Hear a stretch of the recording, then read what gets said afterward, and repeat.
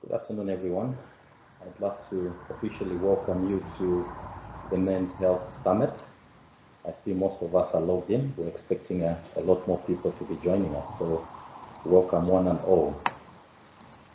Before we make a start, I just thought perhaps we discussed a few housekeeping rules regarding the event. I see everybody's logged in with their names, and that should be fine. We can actually proceed. All right, so we'd love to welcome you once again. The aim of this event is obviously, we know that men's health is a topic that's largely unspoken about due to stigma and embarrassment that is attached to it. And this event aims to remove that stigma to help men to speak up and seek help. Now we've got a good lineup of speakers that we have today. We're going to be having Arné that will be making a co-presentation with Fred Wilkinson, and they'll be speaking about busting the myth of men's health, why men's health should be a priority in today's world. And after that, we're going to have Mzamo Mbuli. We'll be discussing mental health. The stats don't lie. After Mzamo, we're going to have Paula Quinsee. She'll be discussing family health, juggling family roles with work responsibilities. Thereafter, we'll be welcoming Dr. Preena, and her topic is physical health, what the numbers are telling us. And obviously, we've got more speakers to come up after this. So to make a start, I'd love to welcome Arné, who's co-presenting with Craig Wilkinson. Maybe before you make a start, gentlemen, I'd love you just to tell us a bit more about yourself before you start your presentation, and then you can take it away. Over to you. Thanks, Joe. It's wonderful to be here. My name is Arné Rust. I'm the Carling Black Label Lion and Hansa brand director working for AB InBev SAB. And the question that I've been asked to shed a bit of light on through my experience is, why? Why men's health, and why should it be a priority? Well, a healthy, happy, and functioning society requires that everybody take responsibility. It's not just men or women, but it is everyone. Now, that is a deep and fundamental truth. Even Tolstoy wrote that happy families are all alike, but every unhappy family is unhappy in its own way.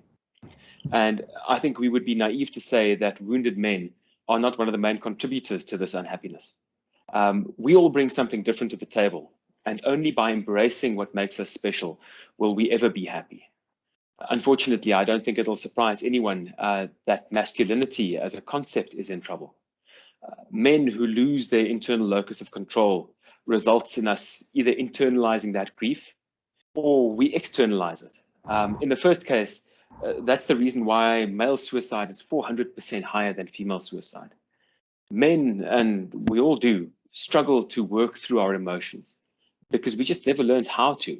And when life becomes too much, we just decide, no, we're done, and we end it, which is really, really sad.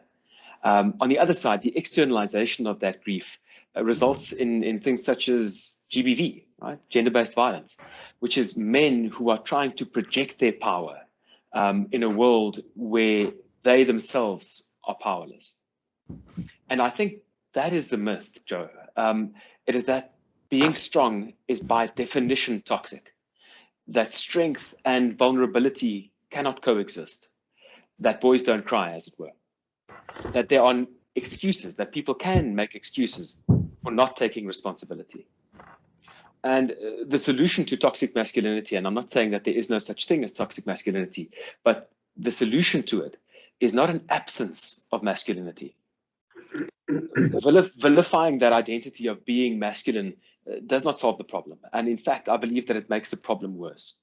Men, we all have to embrace our strength, but know that it comes with enormous responsibility. Being gentle does not mean being weak. And by leaning into the conversation like we are doing now, we're definitely solving a piece of that because we're bringing men closer and having the conversation. And that is exactly what Carling Black Label as a brand and what No Excuse as a movement specifically aims at solving. Our aim is to eradicate GBV. our credibility as a very masculine brand, and the reach of Calling Black Label into all levels of society has definitely shown some positive change over the last 4 years that we've been running the initiative.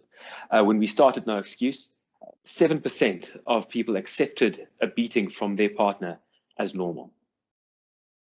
When I read that, it just took me to 7% of people actually thought that it was their partner's right to beat them.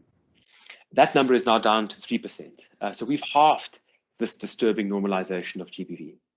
We've also increased the number of people who are actively opposing gender-based violence, either through activism or through becoming role models. And that number's gone up from 46% to 61%. So some nice big shifts there. And our main aim is to galvanize action, because talk is not enough. Our messaging is made so that we shock people with emotionally compelling work. And then, more importantly, we give men struggling with their inner demons a practical approach to being better. And we call this approach the Champions for Change Initiative. It's run by Craig, who you'll be meeting in a minute, and his team at Father and Nation. It's been endorsed by a variety of people. People like SA Rugby have joined us, the PSL, and some corporates as well. What the Champions for Change does is it rests on 6 key virtues of being a champion man. And I just like to show the panel here some of the work, because a picture does tell 1,000 words. And what I'd like to show everyone is one shocking piece of communication, and then one that drives action. Let me just make sure that I'm sharing my system sound. And yes, no, let's go here. Stop sharing and share. Include systems. Okay, it says that I can't.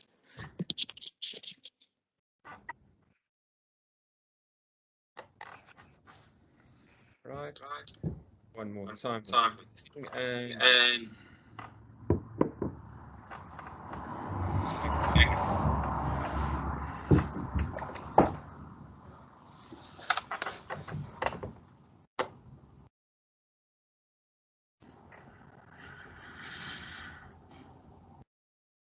I don't think it's coming through, Arné. We're still seeing you. Oh no, then that's a shame. Lovely picture, but it's still you. I'm having a great time looking at this, and I'm thinking, wow. Okay.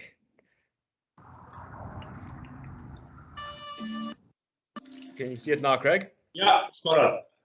Okay, here it comes.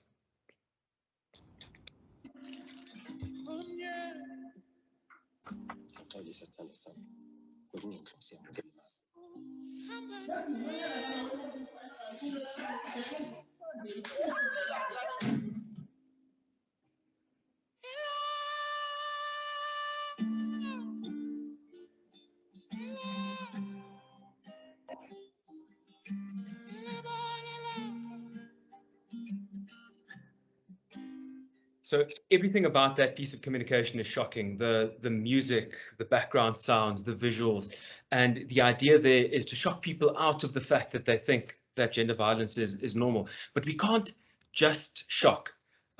We can't. Salt is good for food, but we can't live off just salt. We also need some food for our souls, and that's what we did with our next one.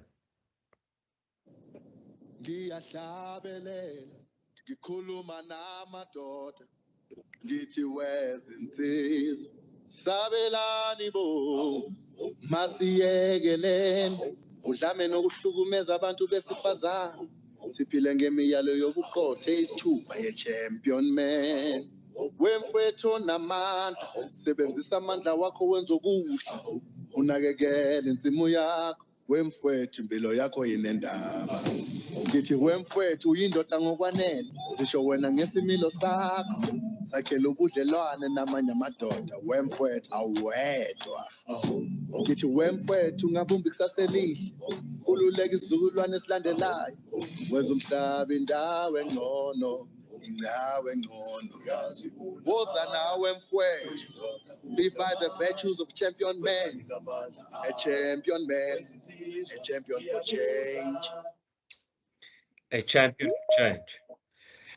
And that is two examples of pieces of work that we've used to try and make a difference in society. And I'd now like to hand over to my good friend, Craig Wilkinson, who runs the Father in Nation part of the business that we do, and who's on the front lines every day. Craig, over to you. Arné, thank you very much for those great words. I think I'll just quickly tell two stories and then end with that. I mean, the question is, why is men's health so important? And just to build on what Arné was saying, I had a very close friend 4 years ago who took his own life, and they asked me to conduct the funeral, and I'll never forget what happened after the funeral. We were standing together with a group of friends and chatting about it, and a group of close friends. His name was Pete, and we asked each other the question: Did you know what Pete was going through? And none of us knew. And it was such an indictment on us as a group of men. We didn't know what Pete was going through, and it was such an indictment on him in many ways too, that he didn't feel that he could share with us. And I think one of the challenges we face as men is we don't share. And that leads to the statistic that Arné talked about earlier, that 4 times more men commit suicide than women. Had Pete shared with us, he'd still be alive today. He felt that he couldn't. Another story, when I was in youth leadership as a much younger guy, I had a young guy called Brett come to see me, and he was 16 years old, and he tells a story of how he went on holiday with his family, and he saw a bunch of guys fishing on the side of the Kai River. It was down in Port Alfred, and he wanted to fish, but he had no idea how to fish. And he had the kind of father that was there but not there, the kind of man who was there but always behind closed doors, behind a newspaper, behind a device, just not emotionally engaged. So Brett went to his mom's sewing kit. True story, this. And he took a pin, and he bent the pin. And he took a piece of string, and he tied the string to the pin. And he took a piece of bread, and he folded it into a little ball, and he put it on the pin. And he sat on the side of the river trying to fish to catch a fish. And as the hours went by, you and I know that you can never catch a fish like that. As the hours drew on, he got more and more despondent and more sad. There was no one to teach him and show him how to fish. And so many men. South Africa has a situation where 60% of youngsters are growing up without a present and engaged father. And this impacts both boys and girls. But the way it impacts boys is there's no one there to teach them how to be a man. Can you imagine if someone had come across Brett sitting on the side of the river and sat down beside him and pulled out a hook and pulled out a rod and pulled out some line and taught this young man how to fish? There Brett was sitting on the side of the river. And so many men we have in our country sitting on the side of the river, trying to do life, trying to fish, trying to do the things that men need to do to live a successful life, but they have no idea how. Brett, true story, went on to become involved in drugs and ultimately went on to take his life. I know it's another tragic story, but it's so key to us to know that as men, we have such a crucially important role to play. That true masculinity is a powerful, wonderful, amazing gift to humanity, but it can go wrong. But no boy is born an abuser. No boy is born a misogynist. Something happens on this journey from boy to man. And this is where Carling Black Label's No Excuse campaign has been so powerful, is we teach men how to be men. We come to them and we use the 6 virtues and say, well, this is what it means to be a man. There's such confusion about masculinity and such a lot of demonization of men. We piloted this program called Champion Conversations. Arné alluded to the fact that we have these champions for change. And we piloted in Alexander in 2018, this program of, 2019, just before lockdown, of champion conversations, where we got 2,300 men engaged in conversations around what it means to be a man. And lives were saved. Literally, lives were changed and lives were saved. One particularly graphic example is a man who was planning on murdering his ex-wife, their child, and himself, a family murder. And he shared this with his band of brothers. We call it a band of brothers, a group of men that got together to conversate about masculinity. He shared this and he decided he's not going to do that. We saw men stopping abuse, and all because we released the pressure cooker of men feeling like they cannot be vulnerable, and we put into the pot the 6 ingredients of what it means to be a good, positive, powerful man in society today. So let me end with that. We only have 10 minutes, and let me just end with that. But so important that we teach young men how to be men, and we give them the platform to share their hearts with other men so that they can be vulnerable. Thank you so much. Thanks, Craig. Thanks, Joe, for the opportunity. We'll field any questions. Anybody who's looking to get a hold of us, please speak to the event organizers. We're here to help. I don't know if you guys can take a few minutes to take questions, if there are any questions from our delegates. Absolutely. With pleasure. Yes, so ladies and gentlemen, if you've got any questions regarding this presentation that Arné and Craig have presented to us, you're free to ask the question. Maybe if I should make a start myself. You said in your presentation that most of the time the problem with men is that they don't share when they're having a problem. I don't know, maybe you can make a comment around this. Personally, I find that when I share to my fellow men, and most of the time the feedback you get is that, look, just man up, or, you know, be a man. They don't give you solutions, they just tell you to be a man. I mean, what comment do you have around that? Craig? Yeah, it's a major problem, Joe. I think, and that's where we need to change the culture of what it means to be a man. We need to really get across the view that vulnerability is strength. You know, it's far easier to say, you know, when you, Joe, when you come and ask, hey, Craig, how are you doing? It's far easier when you say, hey, I'm great, man. You know, hey, brother, and you. It takes a lot of courage to say, actually, Joe, you know, thank you for asking. I'm really struggling, man. I'm really struggling. So we need to teach men how to do this. The fact that it's okay to do it. And as brothers, you know, men, we're good at ripping each other off, aren't we? You know, I mean, and it's part of being a man. You know, we tease each other, and it's fantastic. It's camaraderie. But we're very bad at honoring each other. To say, hey, Joe, man, you know, I appreciate you as a brother, man. I see that you're a good guy. You know, I love the way that you treat your wife, or the way you pitch up as a father. You know, we don't honor each other enough as a man. So I think it takes men to stand up and say, you know what, let's change the culture of being a man. And, you know, the solution is not to feminize men. Or to you know, the solution is to grow strong, good men. You know, they say that the best generals are men who love peace, but they know that to have peace, you need a strong army. You know, you need a strong army as a deterrent to anyone who wants to mess with us, but you don't use it for the wrong reasons. So yeah, we need to change the culture of what it means to be a man. And if I could add a little something there, what we've found, Joe, is that the moment that women enter a conversation, men leave, which is not a good thing, but it is definitely a thing. And this happens in the real life, in online. So that's why we try and create spaces for men to feel safe, to be surrounded by a bunch of other men, so that they don't feel like they can't share, like they're moving away from it. So that's another big thing. Paula's got her hand up. Paula? You actually kind of alluded it to already, Arné. I was reading some research a little while ago.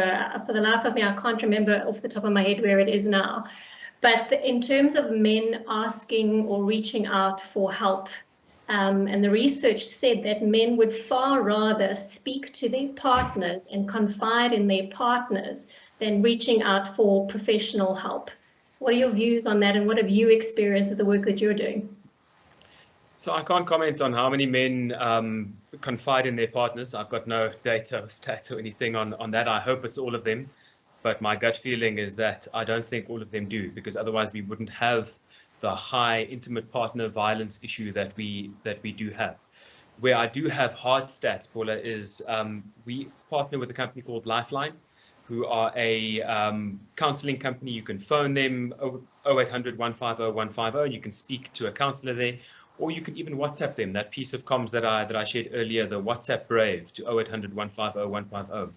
What struck me from the statistics that they shared is that about 41% of the calls that they get are from men who are looking for help. And I would have thought that that number would be way closer to like a 15, maybe 20%, right? The good old Pareto 20-80. But it's not. About 40% of the calls, and they field about 20 to 30,000 calls a month, and we've had about 40,000 people interact with that WhatsApp line since we launched it. So we're talking about upwards of 15 to 18,000 men who've reached out for help. So that's what I can share. Yes. I can concur, because I do volunteer as a counsellor at Lifeline. Well, there we go. Thank you. Well done. Great work. Thanks, Paula. Thank you very much, Arné and Craig, for that powerful presentation. If there are no more questions from our panel of delegates, we can move over to Mzamo Mbuli. So a quick introduction. My name is Mzamo Mbuli. I am a clinical psychologist. I have been for the past 7 years. And I practice at Papillon Recovery Center. It is in Randburg. And today I'll be presenting men's mental health vis-a-vis men's mental illness. The numbers don't lie. So just before I start, I would, as we know, facts are very factual, but they don't mean anything if we don't give them context. So I would like to give them context by using 4 key concepts, one of which are in the introduction already. One is mental health. The second one is mental illness. The reason being mental health and mental illness are increasingly used as if they mean the same thing, but they don't. And then the third concept that I'll be using, specifically in the workplace, is men's dual personality in the workplace. This is because both mental health and mental illness emanates from the type of personality that person can have. And then the fourth concept that I'll be discussing is states of mind of a man in the workplace. So just a quick overview. When we talk about mental health and mental illness, they both have to do with our thoughts. They both have to do with our feelings. And depending on the different personality that a man is, one can have a different type of mental health and a different type of mental illness. However, no matter what type of man's personality one has, there are 3 common states of mind that men experience, specifically within the workplace. And I'll be just discussing those as I go through.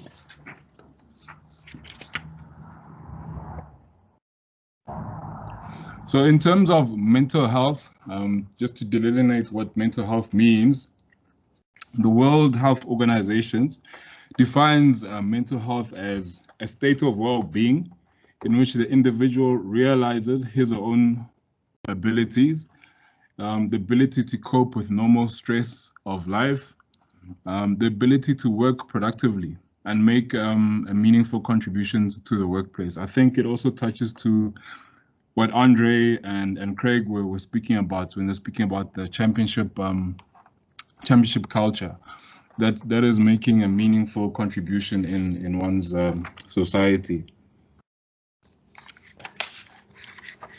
In terms of realizing one's potential, in terms of mental health, what happens if a man doesn't reach that potential? Because we like to speak of toxic masculinity and mental illness as a negative thing.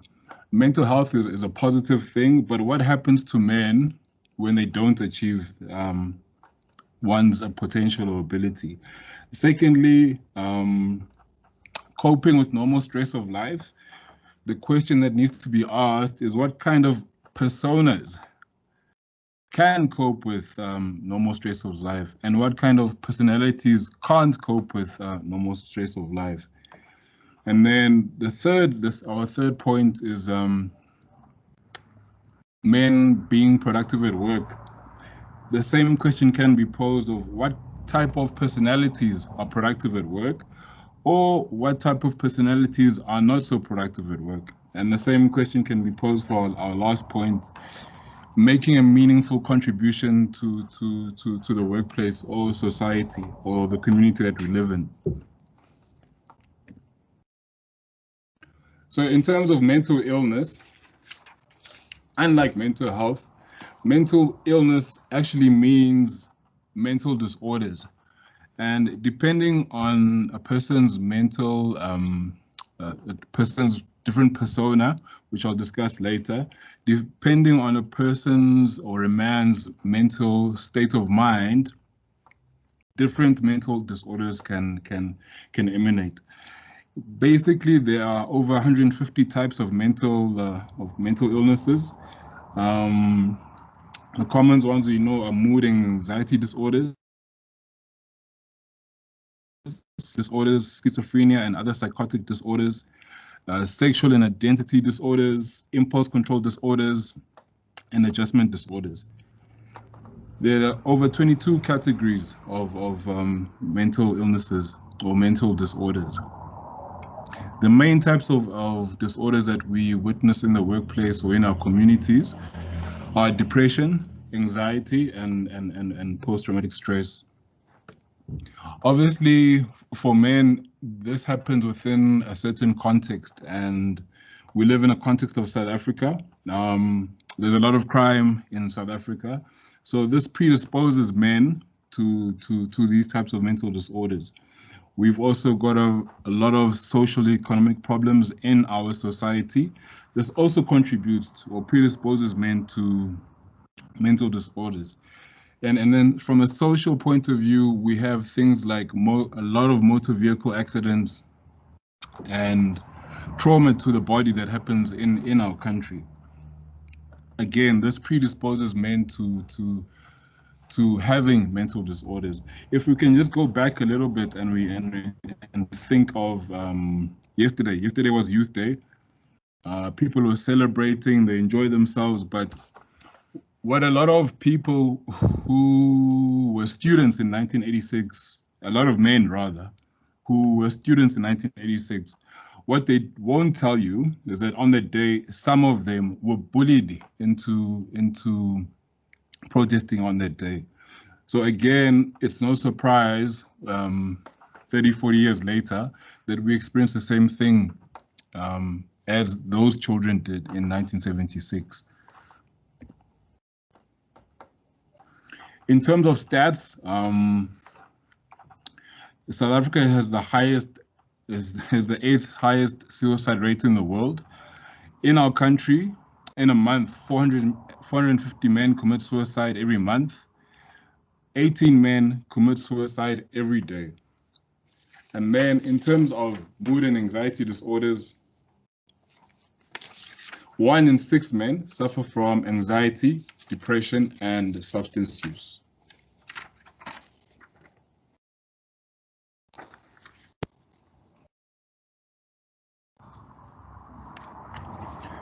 So in terms of the types of personalities, Freud, the wonderful Freud, gave us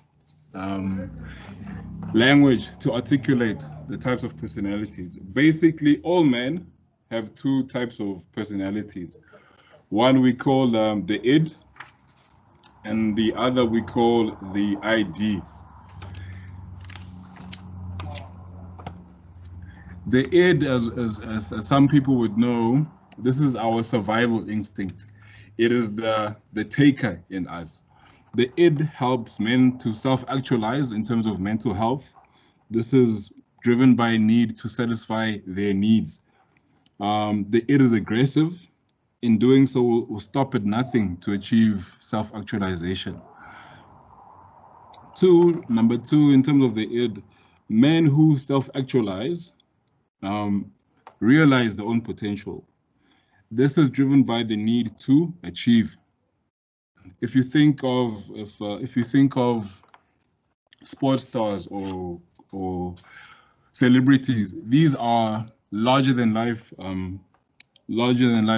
characters in our world. Men who are id-driven transcend race, transcend gender, and are generally liked by most people. In terms of the context of a workplace, an id-driven type personality is an ideal employee. They even make greater leaders because they can influence and get things done. Unfortunately, in terms of mental illness, the id, because it is so self-centered, it doesn't really empathize or sympathize with people.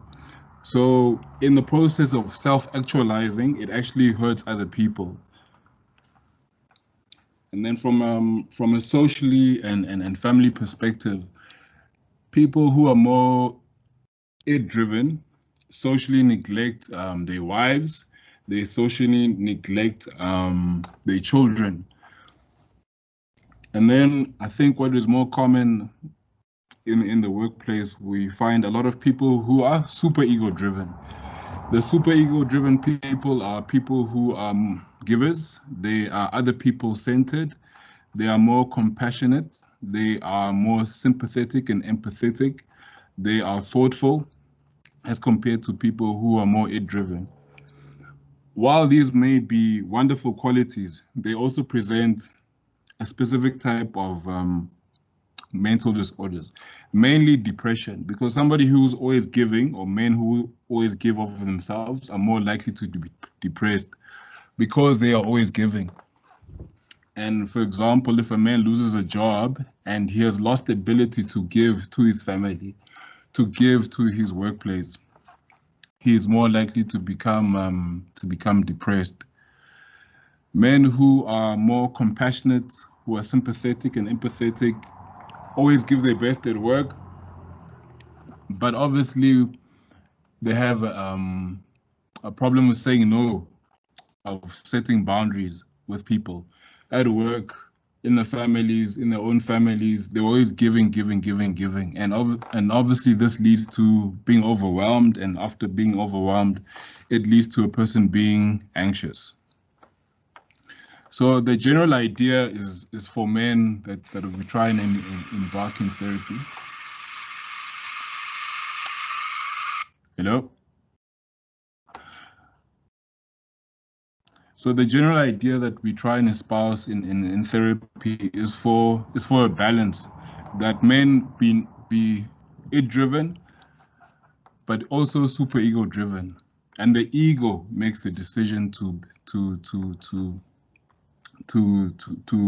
ultimately force a person's way of being, and not to be driven by either or the other.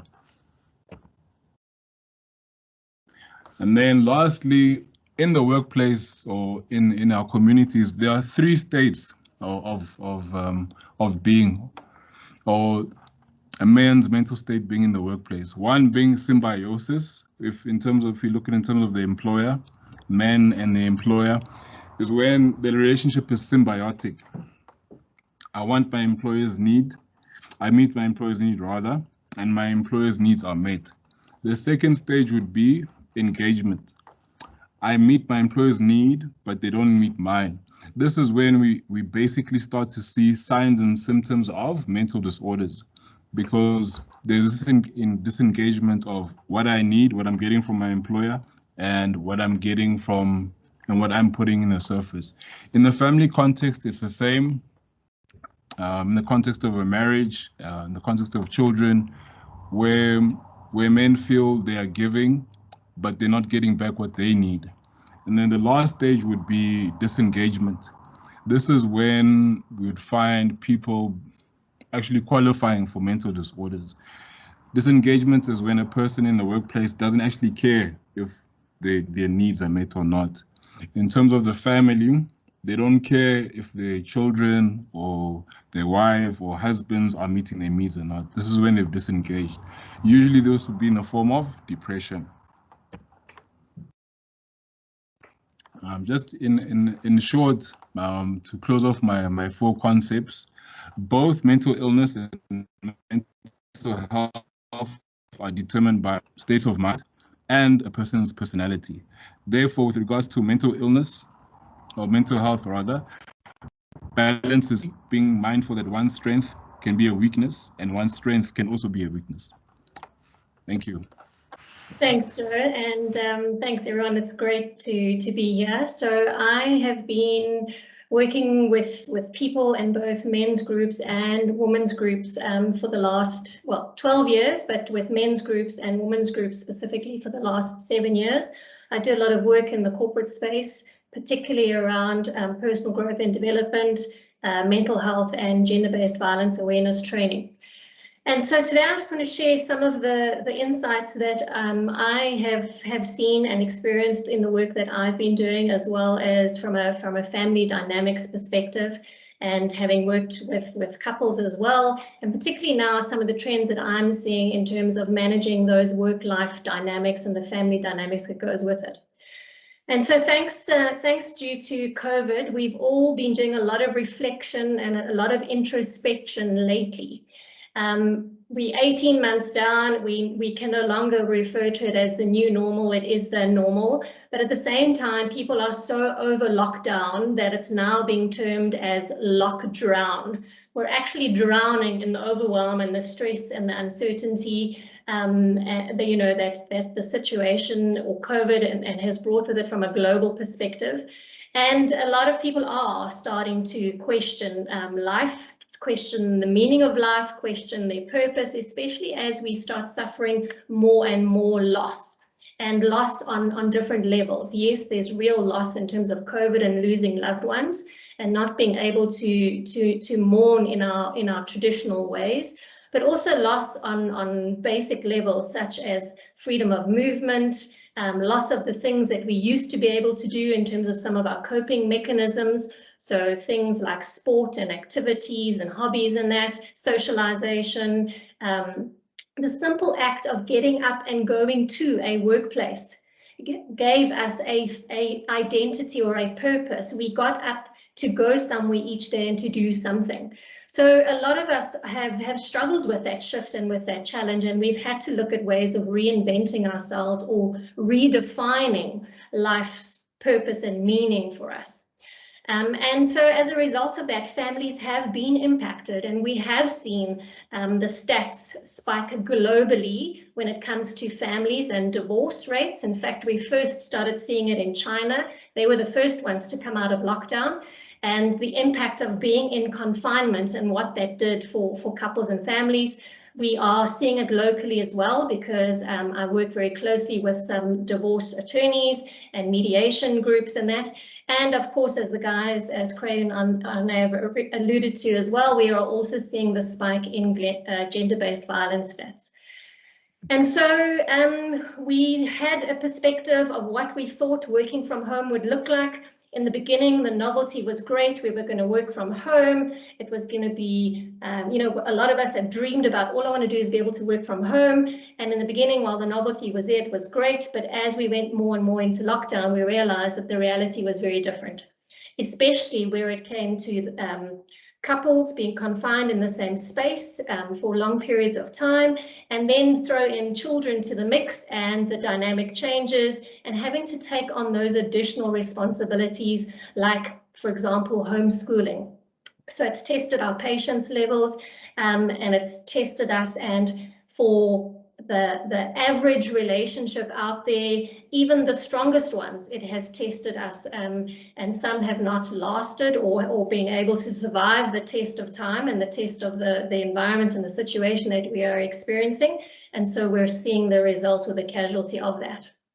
Also, our needs and our expectations have changed. From a business corporate point of view, lots of businesses right now have been scrambling, first of all, to get everybody online and working from home. They've been looking for stability, first and foremost, and then now trying to, so the buzzwords of re-engineering and pivoting businesses and looking to get some kind of growth in different ways, and if you're lucky, some kind of profit as well, and trying to minimize the casualties of losing staff. At an individual level, we've seen that our safety has been rocked in terms of uncertainty. We've had to take salary cuts, we've lost jobs, and some businesses have even had closed down as a result. And so we're looking for meaning, and we're looking for places of belonging, not only in our own home environments and communities, but also from a business perspective. As the guys have also, the previous speakers have mentioned, it has taken a huge toll on our mental health, and a lot of organizations, and I say this respectfully, it's a buzzword that is being spoken about or thrown about in the corporate world. But what do we really mean when we talk about mental health? And a lot of people, when they're talking mental health, what they really mean is self-care routines and how do we manage digital fatigue and not being online all the time or back-to-back meetings, and not where our personal hours and our business hours are being blurred. I was talking to a team the other day, and because of the nature of the industry that they're in, they're a global business, they work on international projects, and some of those guys are working until 10, 11, 12 o'clock at night. And it's unsustainable, and it's impacting their mental health. So when we talk about mental health in the workplace, we actually need to talk about the full spectrum of mental health in terms of the disorders, the effects, the impact, the different ways that we experience it, because we experience stress and distress and trauma in various different ways, physical illnesses, mental illnesses. And so we need to talk about this holistically and not just online and dealing with a digital remote working world. And as we've seen, we have also seen the spike in men's suicide rates because men and women deal with situations differently, and we express ourselves differently. And the biggest concern right now in a lot of corporates is the danger of burnout, which is very real. And that was cited as one of the main reasons why men commit suicide, is that they just are not able to effectively deal with this pressure to constantly perform and deliver and meet the business's needs, but try and also meet family needs and responsibilities, and resulting in them experiencing burnout. Normally, from the research that I've read, is men will talk about physical symptoms, things like indigestion, heartburn, fatigue, irritability, anger symptoms, those kind of things, not sleeping well. But often it's not associated with mental health issues or challenges or disorders. So we need to raise awareness about these things. And when it comes to the corporate world, we need to start talking about these things specifically from a men's perspective as well as from a female perspective, and putting in different measures and different support structures for us to be able to all get the help that we need, and making it part of normal everyday conversations. So as a result of COVID, we've also just realized how interdependent and valuable our relationships really are, not only in the workplace, but also in our personal capacity in terms of our immediate families, but also from our social circles. And that they provide us with a sense of connection, a sense of identity and belonging, a sense of safety and support, and also a sense of love and care and nurturing. We've also had to look at how we redefine, or we've had to look at redefining what success means to us.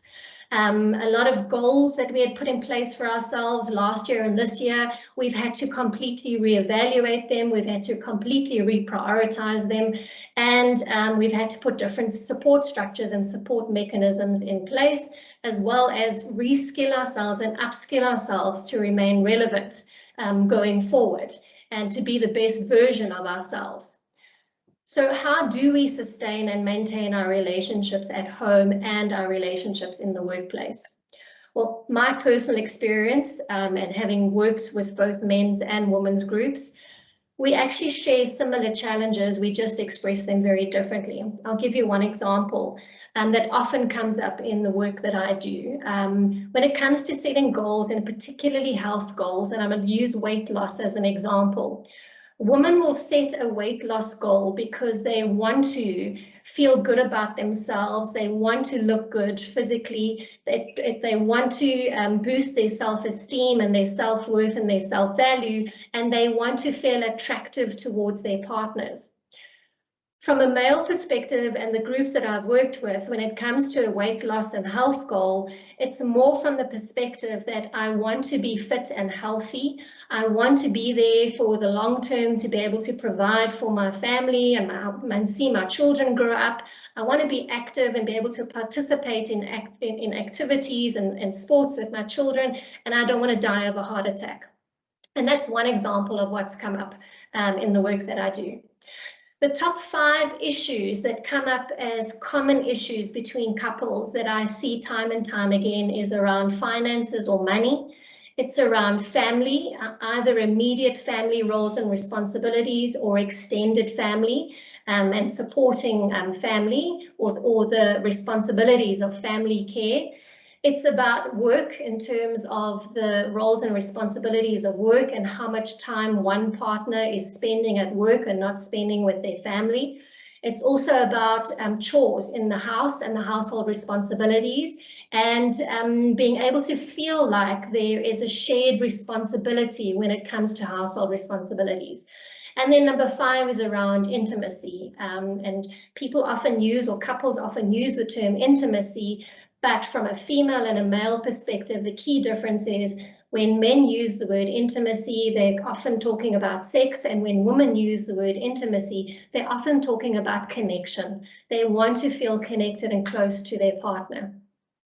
So when it comes to relationships, whether it's personal or professional, they are the core principles, the core foundation is the same, irrespective of personal or professional.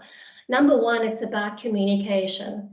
How do we create a safe space, or what's being termed in the workplace now as psychological safety? So how do we create a safe space between the two of us to be able to communicate on a deeper level where we can be open and honest with each other about our needs and our wants and how to be there for each other and how to be a better partner?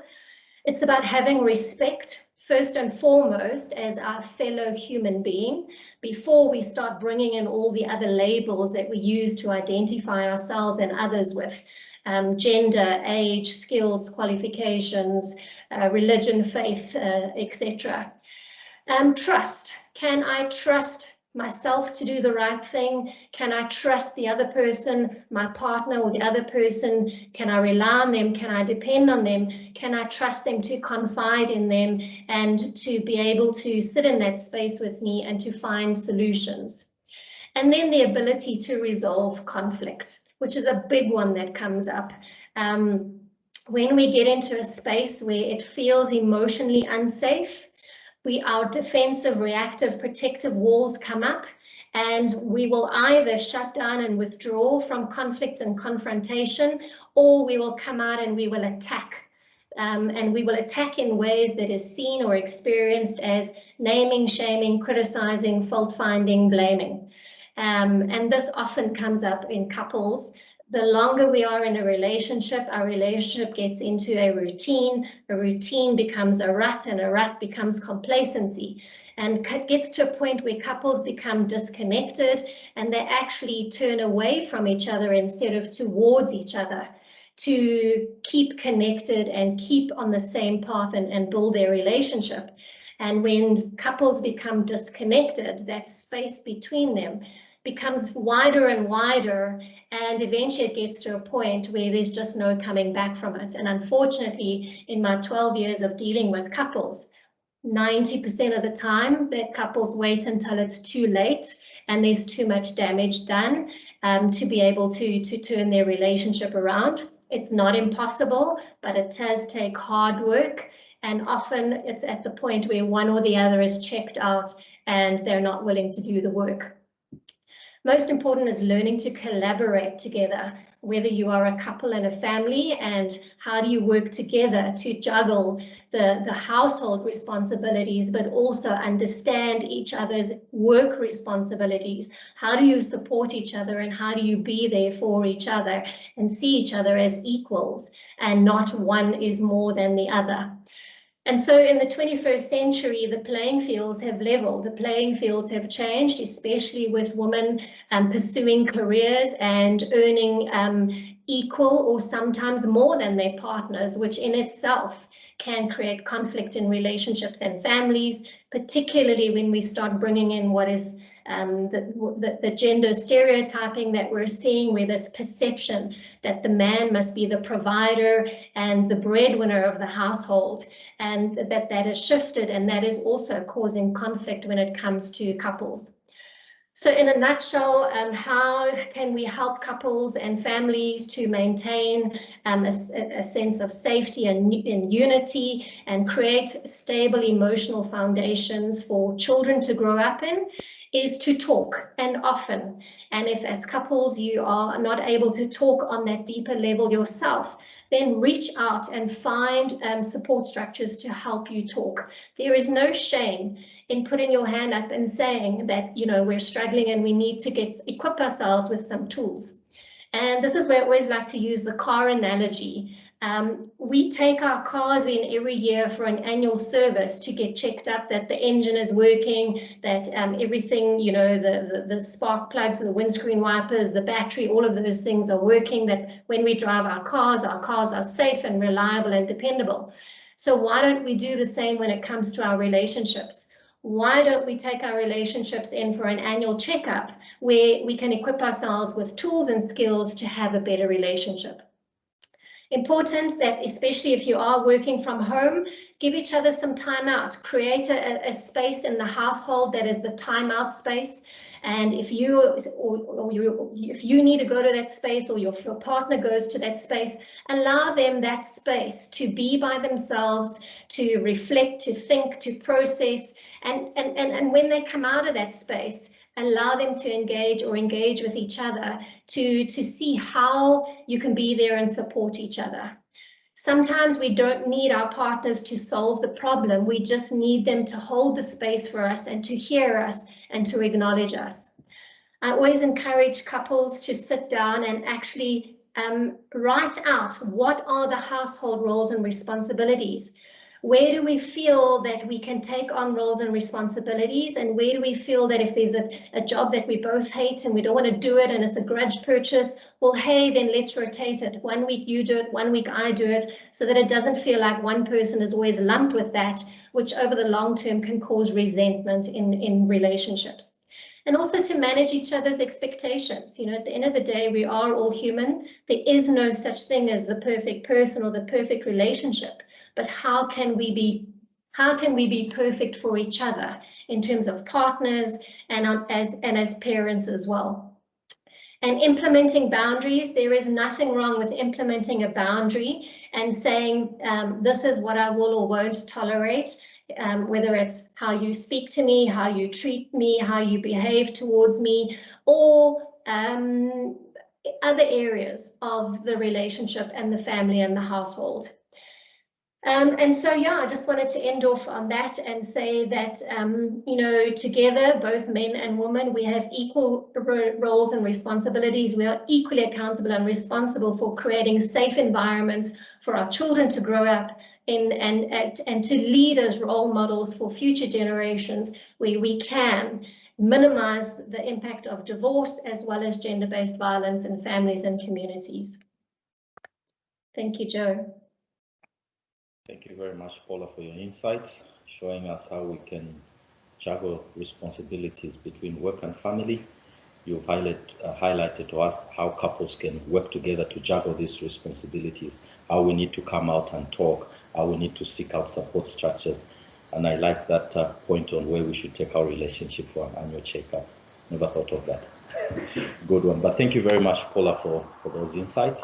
Basically, I'm a urologist at the Urology Hospital in Pretoria, and one of my interests obviously is prostate cancer and preventative medicine. So yeah, and we are quite involved in a number of studies and projects, varying from prevention to treatment of prostate cancer.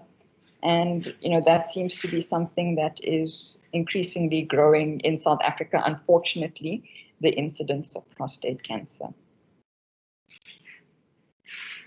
Okay, can you hear me? Hello? Yes, we can hear you loud and clear. You can carry on. Fantastic. And then can you see my presentation, Joe? No, we can't see your presentation. It's not up yet. Let me just, sorry about this.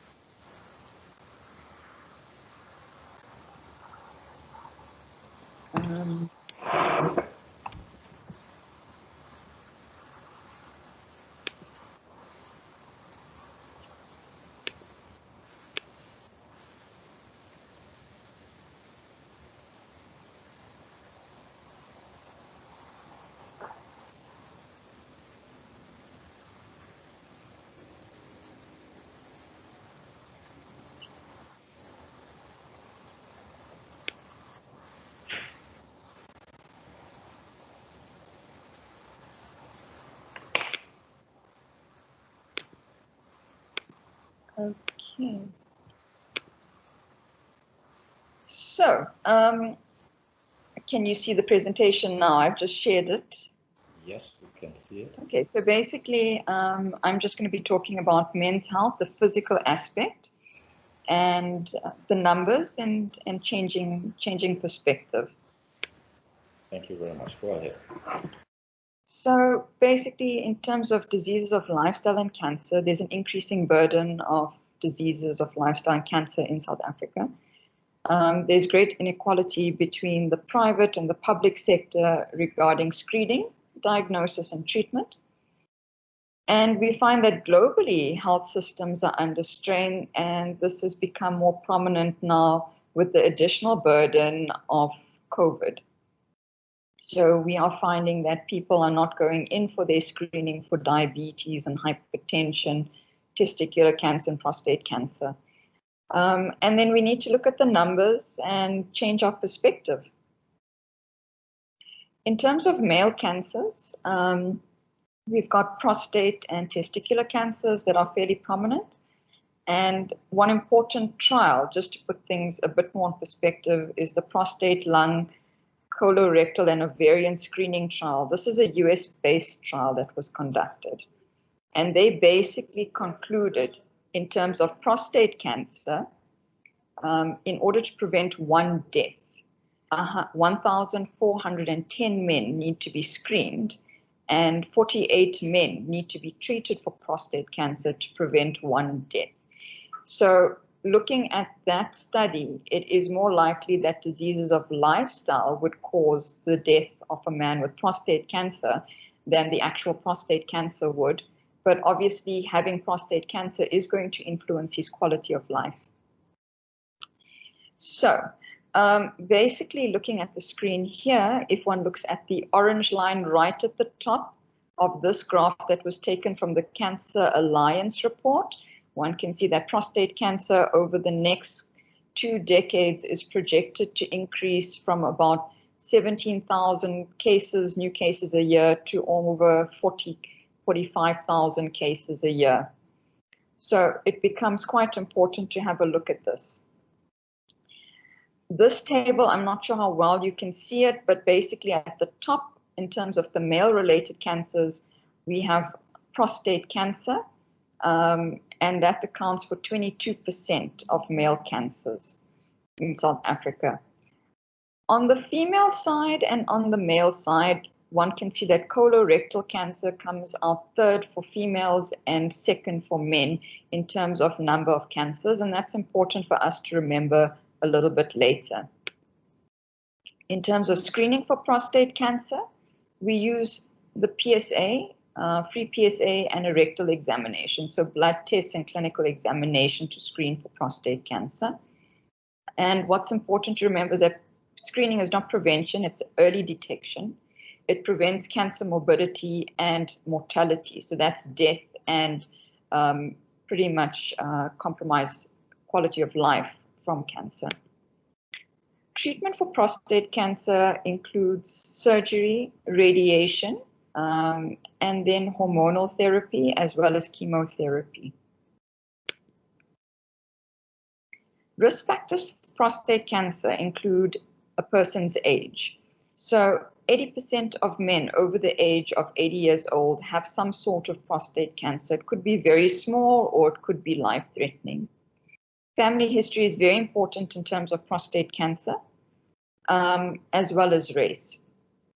So we know that Black men have an increased risk of prostate cancer, and they have double the risk of dying from prostate cancer as their Caucasian counterparts. Asian men have a lower risk depending on their geography, and it depends where you live, because 2% of rural Chinese men will get prostate cancer compared to 17% in urban US areas. In terms of lifestyle guidelines to prevent prostate cancer, because we can see the numbers are quite huge, we need to focus a little bit more on prevention, and in order to bring down that curve, that projected curve over the next 2 decades. So we know reducing meat and dairy consumption will prevent prostate cancer. We know that avoiding high calcium supplementation will also do that. Consuming tomatoes, soy, cruciferous vegetables, and green tea have been shown to prevent prostate cancer. And there is some query about fish for omega-3 fatty acids. Exercise and stress reduction are also important in terms of a man's overall health as well as preventing prostate cancer. So we need to shift from treatment to prevention in order to reduce human suffering, minimize strain on healthcare systems, reduce the cost of healthcare, and maximize the productivity of our population so that we do not have an ill population. And then everyone wants to change the world, but nobody wants to change what they eat for breakfast. This is what one of my colleagues says in terms of cancer prevention. And interestingly of note, if we put things in perspective, we're looking at colon cancer guidelines that were released by the WHO in October 2015.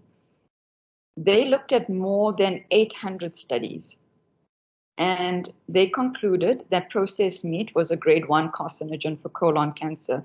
So this is the second most common cancer found in men and the third most common cancer found in women.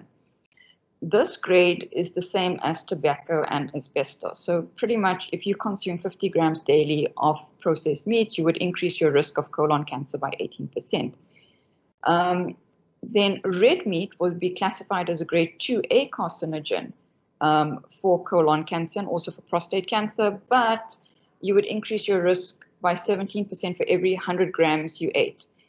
But then we look at what have South African doctors and cancer associations done to educate South Africans about these guidelines.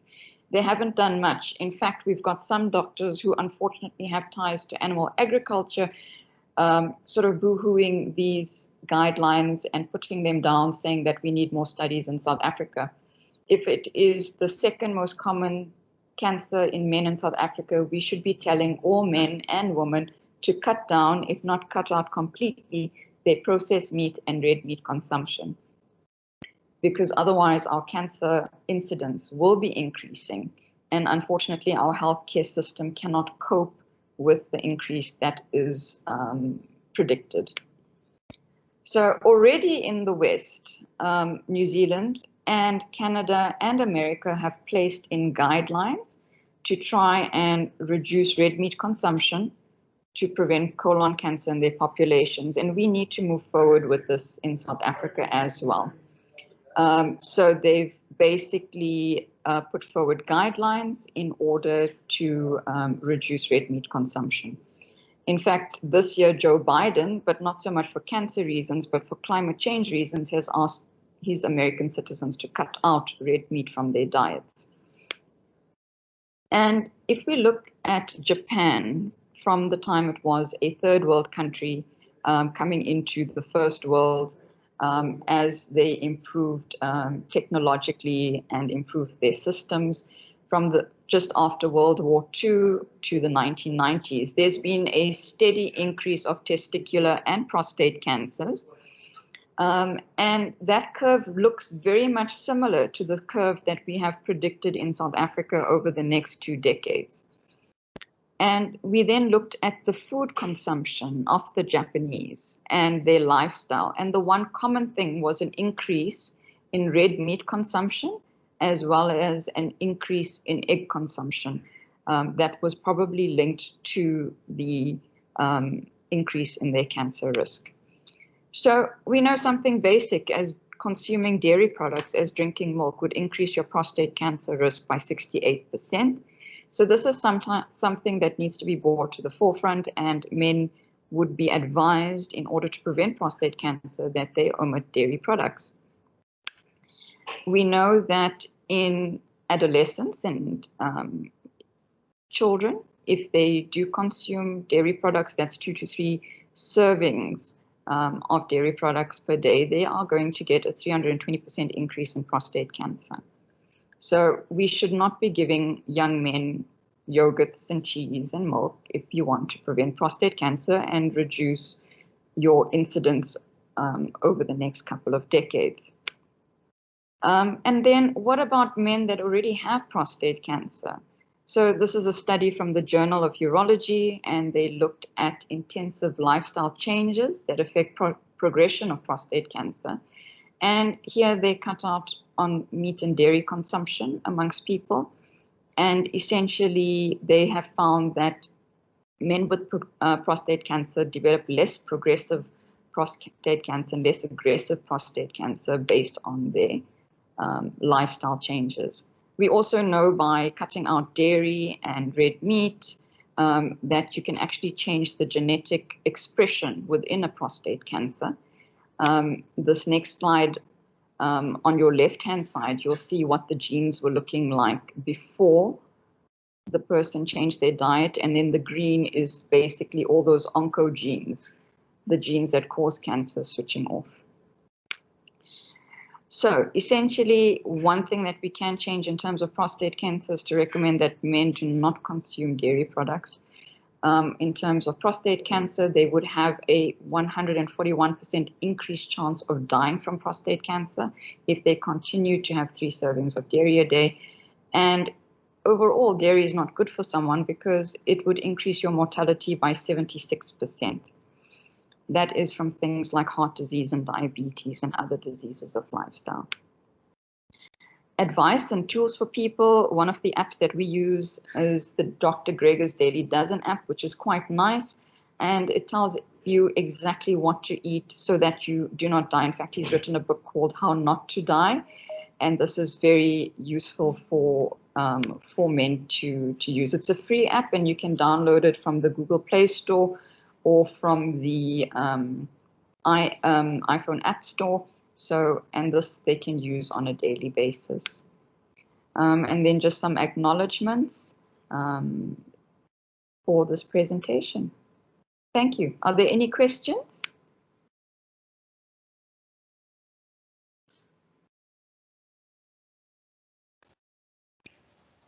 Any questions from panel delegates regarding Dr. Sivsankar's presentation?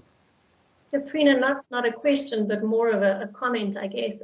I mean, that's quite shocking stats as far as the dairy and the milk is concerned. I never knew that. Yeah.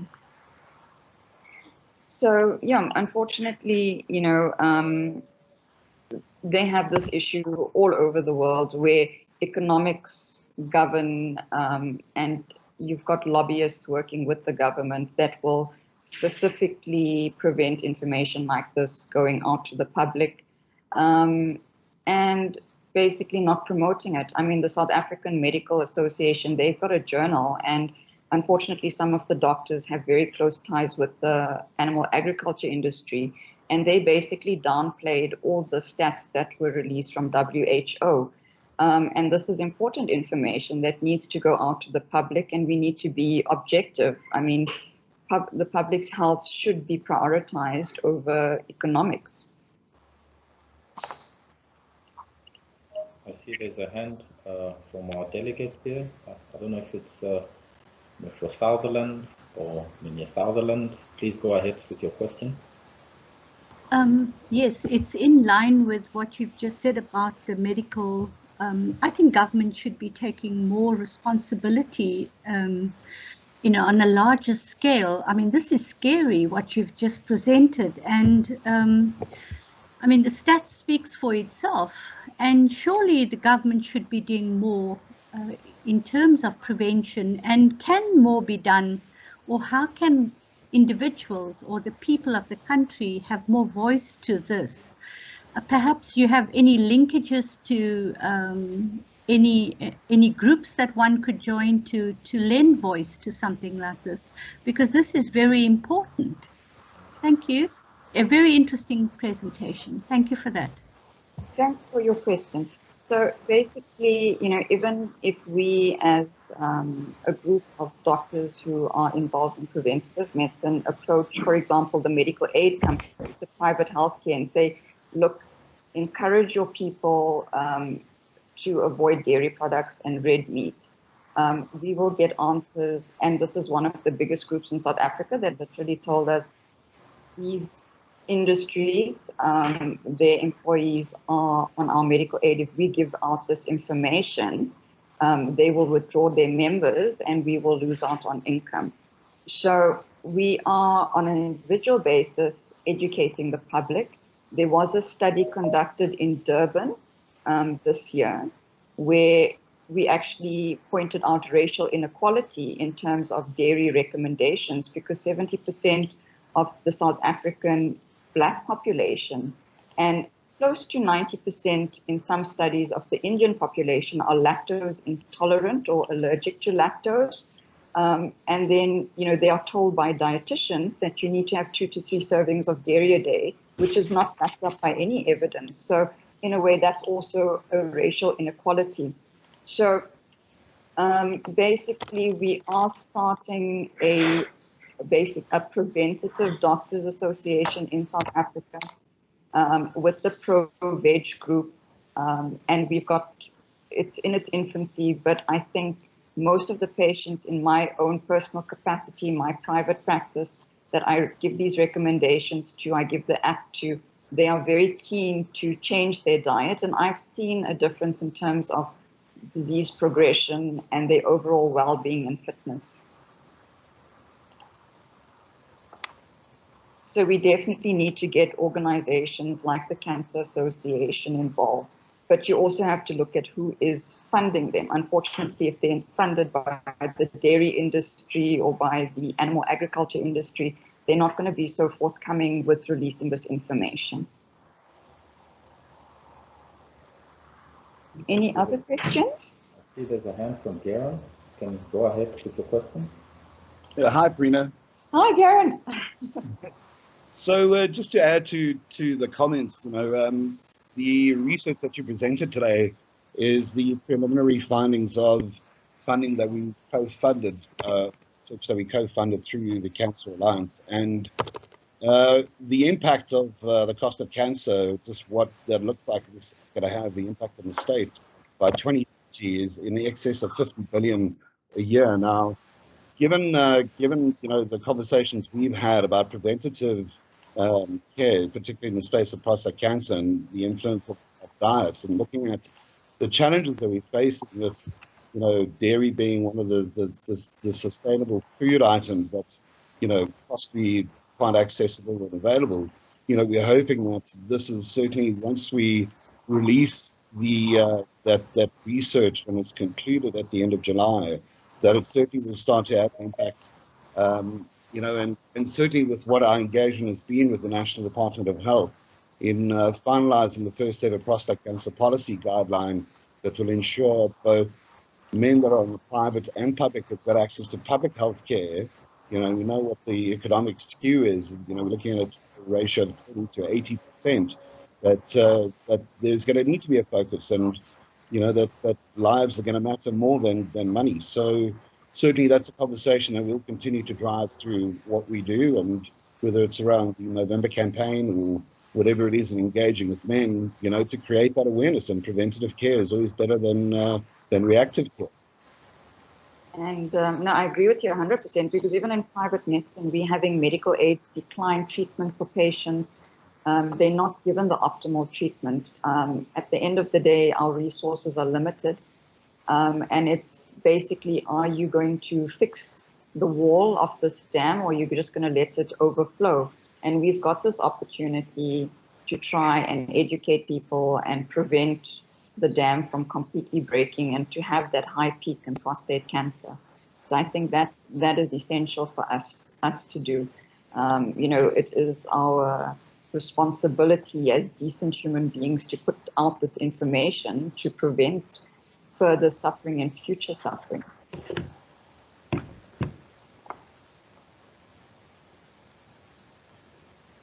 Thank you very much for those insights. I don't know if there's any other questions and comments regarding this topic. I'm finding it to be very interesting and insightful. Any other question and comments that we can take?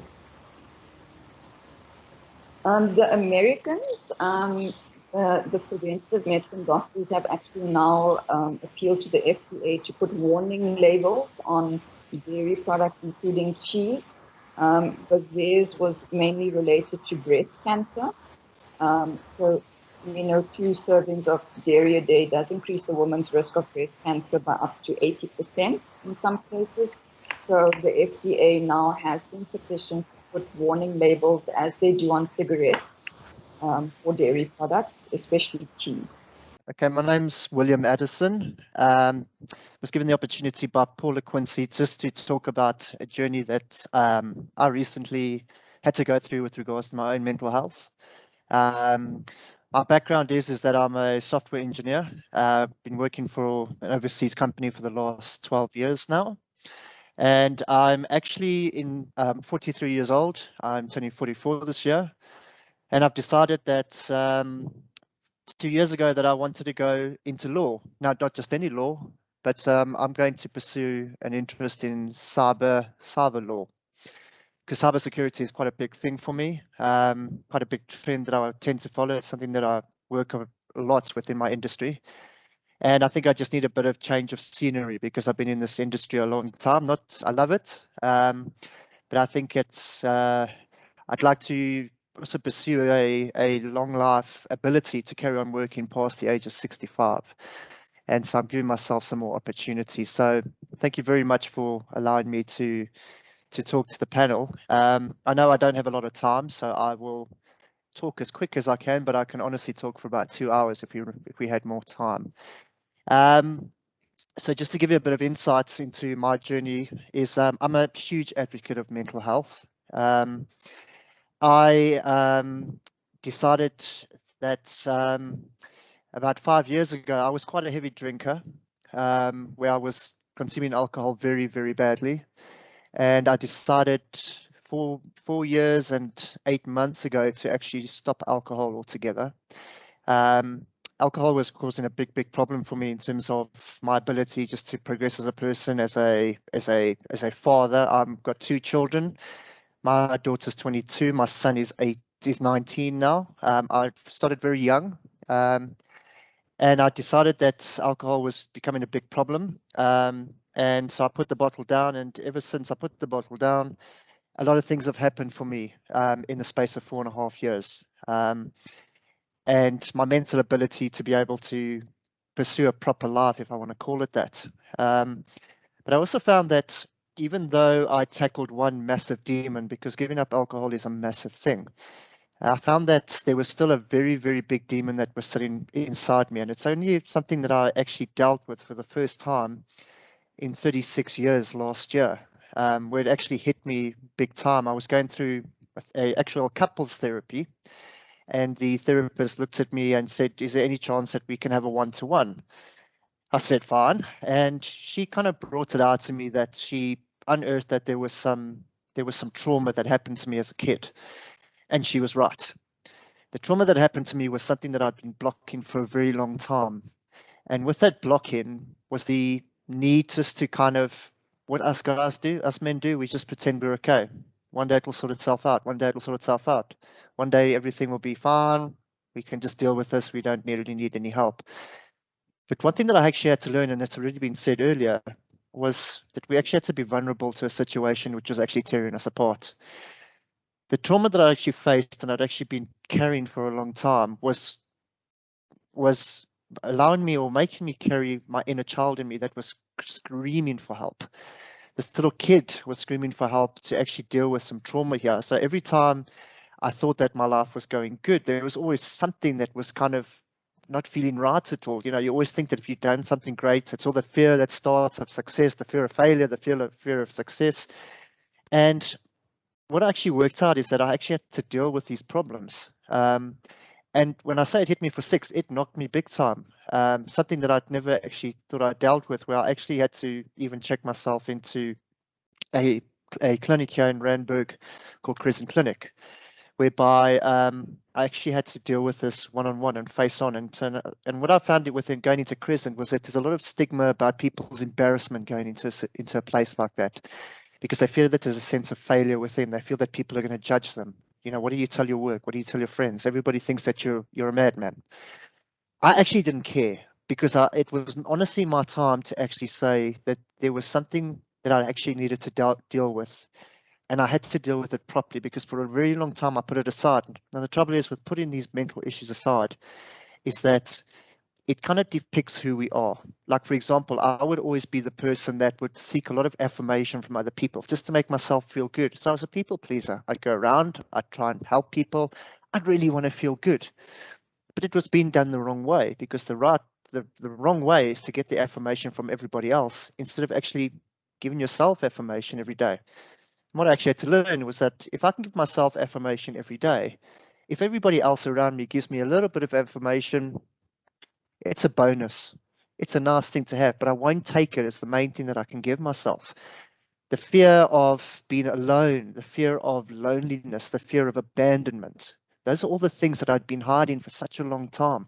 And this is why it completely crumbled me last year, is because I knew I'd been battling with something, and all of a sudden everything had to be sorted out at once. But it was a journey. It wasn't something that was going to be sorted out a lot quicker, but it also actually gave me the tools to actually face these demons and actually learn a lot about myself. And I've almost had a complete personality change, where actually I feel that I wake up each day and I don't feel like I live in fear. I don't feel like I have to get affirmation from other people, that people don't like me. I don't necessarily worry if people like me for who I am or who I'm not am. The journeys that I take, the decisions I make, I was always, when I speak about people please, I was always that go-getter. I'd always go and do amazing things just to try and get that tick list. The guy that would go on Facebook and monitor all the likes that were coming on Facebook, those sort of things. I don't know when last I posted on Facebook, I'll be honest. And I was the sort of guy that was doing all the time, because I had that almost addiction to that whole sort of likeness. And it was the completely wrong way of doing it. And for me, I think the biggest lesson that I had to learn as a guy was that it's okay not to be okay. It honestly is.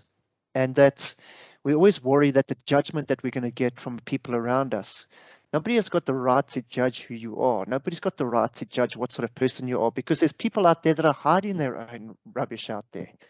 They have no right to judge who you are. My biggest thing that I focus on every single day is my own mental health,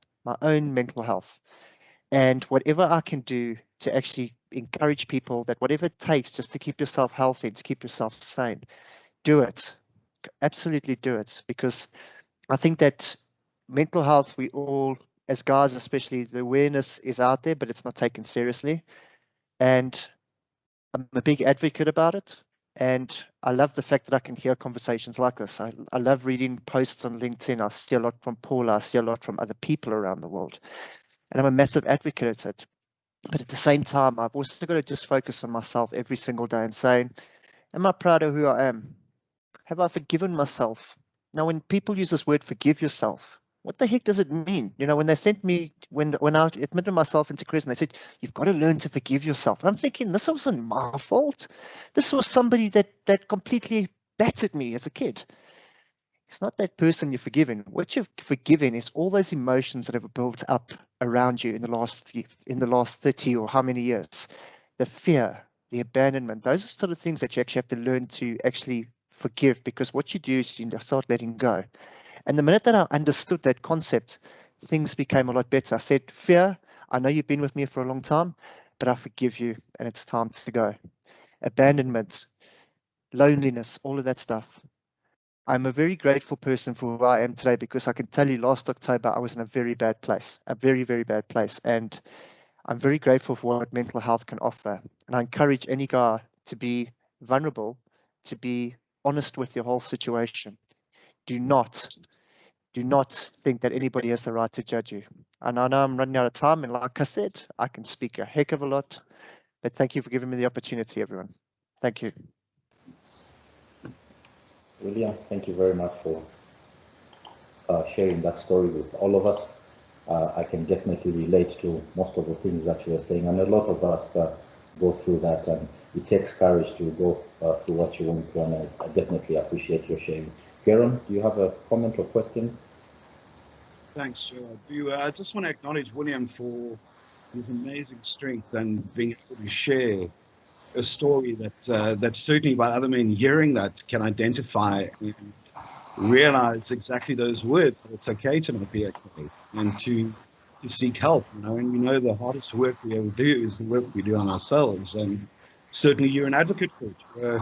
You're a walking, talking, living billboard for. And I'm certainly glad that you identified with your vulnerability as being a sign of strength and not of weakness. So I applaud you. Thanks, Garron. The next talk will be presented by Garron Gsell. Perhaps we've heard him speak a lot in this event, but maybe we should just take a few minutes to hear him tell us about himself before he carries on with his talk. The stage is all yours, Garron.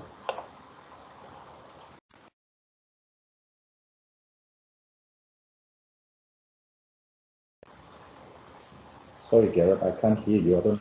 I haven't unmuted. That would help. Here we go.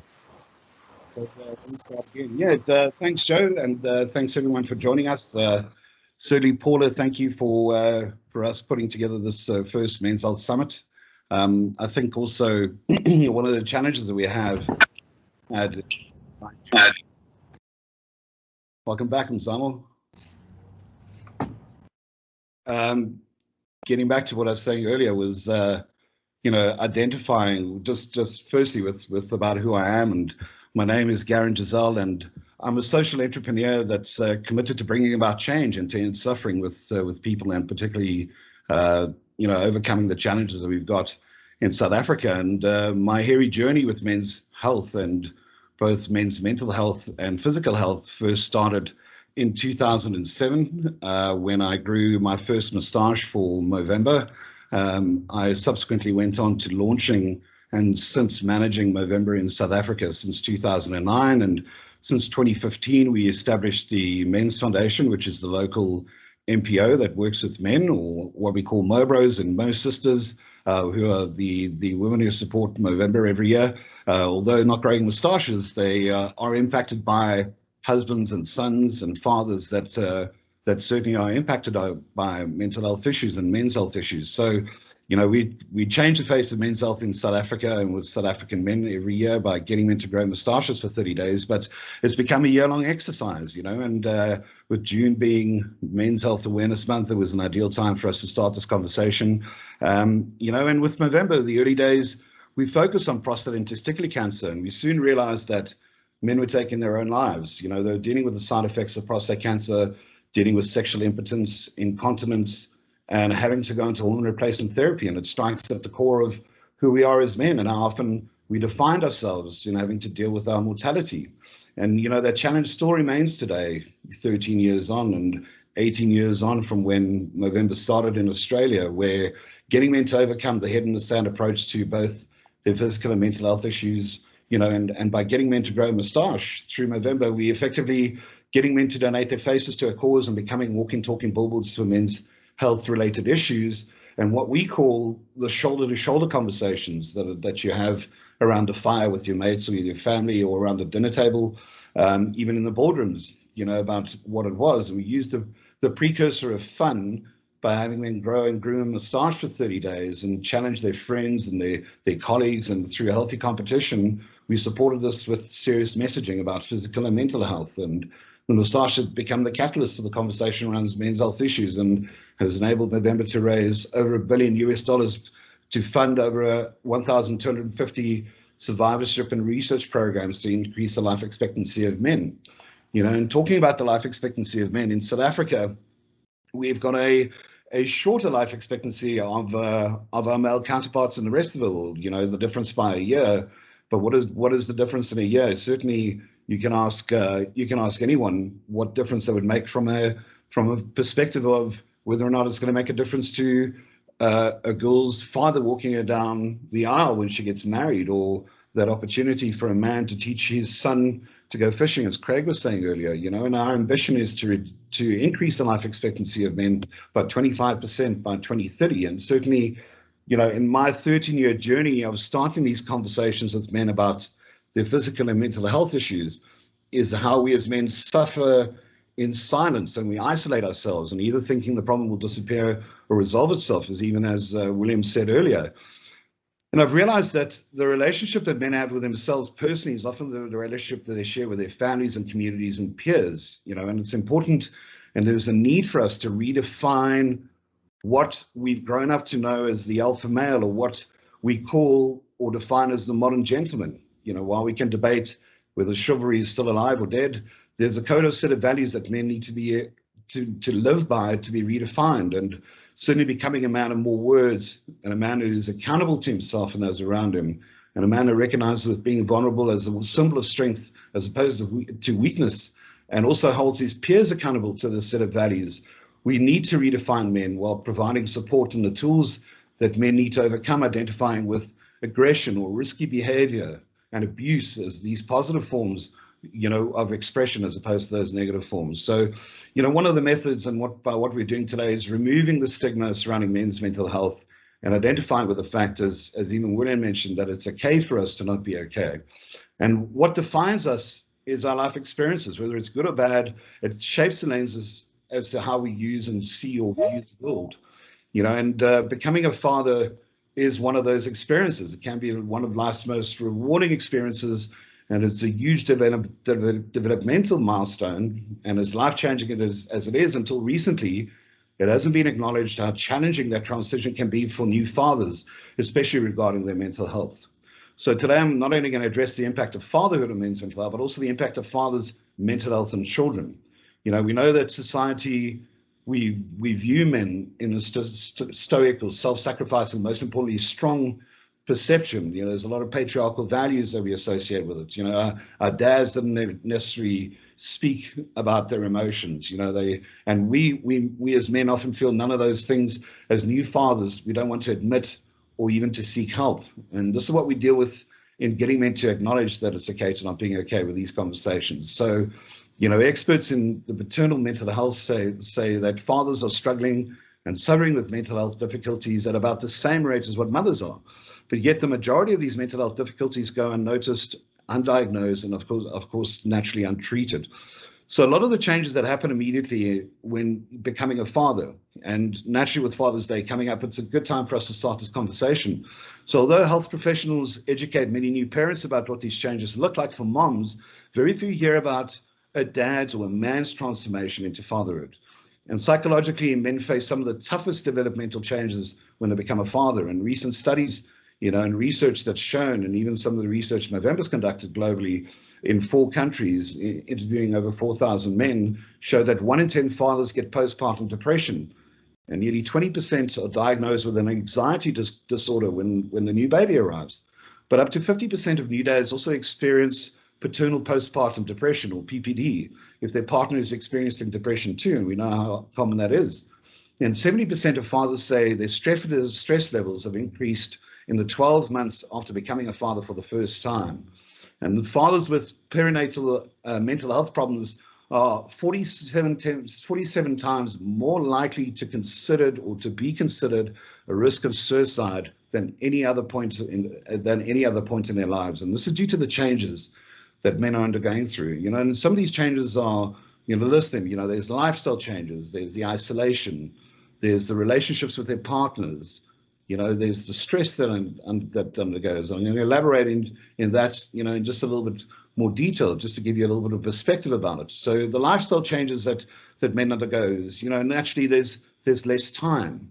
You know, there's increased pressure, means less time to exercise or time to keep to the self-care routines that men normally have.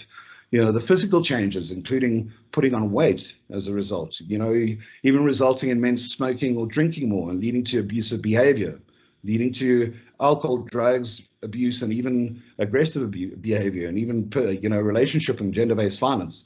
And it's important for us to remember that the interlink between physical and mental wholeness exists, and it's undeniable, and how important it is for us to link the two. But also, one of the changes is that the isolation that men go through.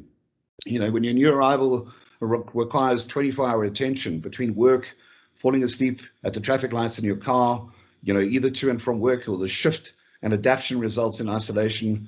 It results in isolation from your life and the people around you that you normally have as your support. You know, and the quality of an individual's social connections has been proven to be a strong indicator of physical and mental well-being and longevity, with mutually supportive friendships acting as a protective factor against anxiety and depression. We already know and hear about the impact of isolation just with the pandemic, which has brought this to the front and center, you know, people having to deal with isolation working from home. And this is the type of isolation that often goes on when men are becoming fathers for the first time. The other thing that's impacting and results in the stress is relationships with partners. As soon as a new baby enters the world, the need to listen, to think critically, and make difficult parenting decisions takes center stage. And at the same time, intimate relations with partners are not a priority anymore. It's not only intimacy that with men who rely on their partners for emotional support can be left feeling guilty or resentful and confused as they try to figure out how to support their partners while sacrificing their own support and need for intimacy.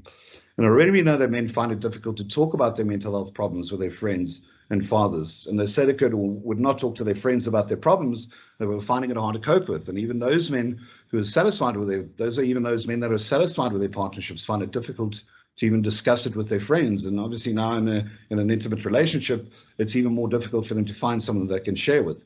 And men and fathers don't always recognize the importance of close friendships as well, the life demands that we have. And some men even lose friendships when becoming fathers. The life changes, including aligning with couples who've recently undergone the same challenges. And certainly those couples have also become parents.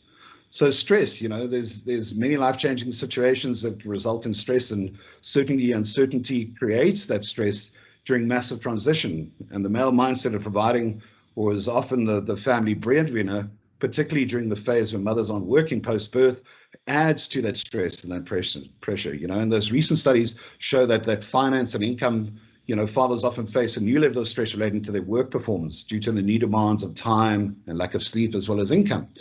As well as our identity, there's a new title that gets added to who we are, and we're adding father or dad to that, and that list of responsibilities and that accountability also increases that pressure and that stress.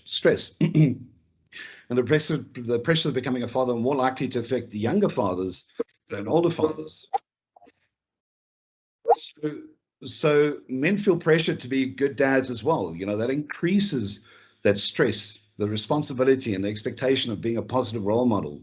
And Craig touched on the topic earlier about, what the relevance and the role is and why do dads matter. So there are, of course, a huge number of answers to this question, but focusing in on those relating to mental health and child development, and from three different perspectives. Firstly, dad's role as a supportive co-parent to the partner, more in the traditional perception of what the role dad is, his role as a parent in his own right, and the impact on his own mental health and on those that are around him, and what examples he's setting for his children. While purpose in life has changed, fathers' mental health and the quality of their co-parenting relationships have a overwhelming impact and a powerful impact on childhood development.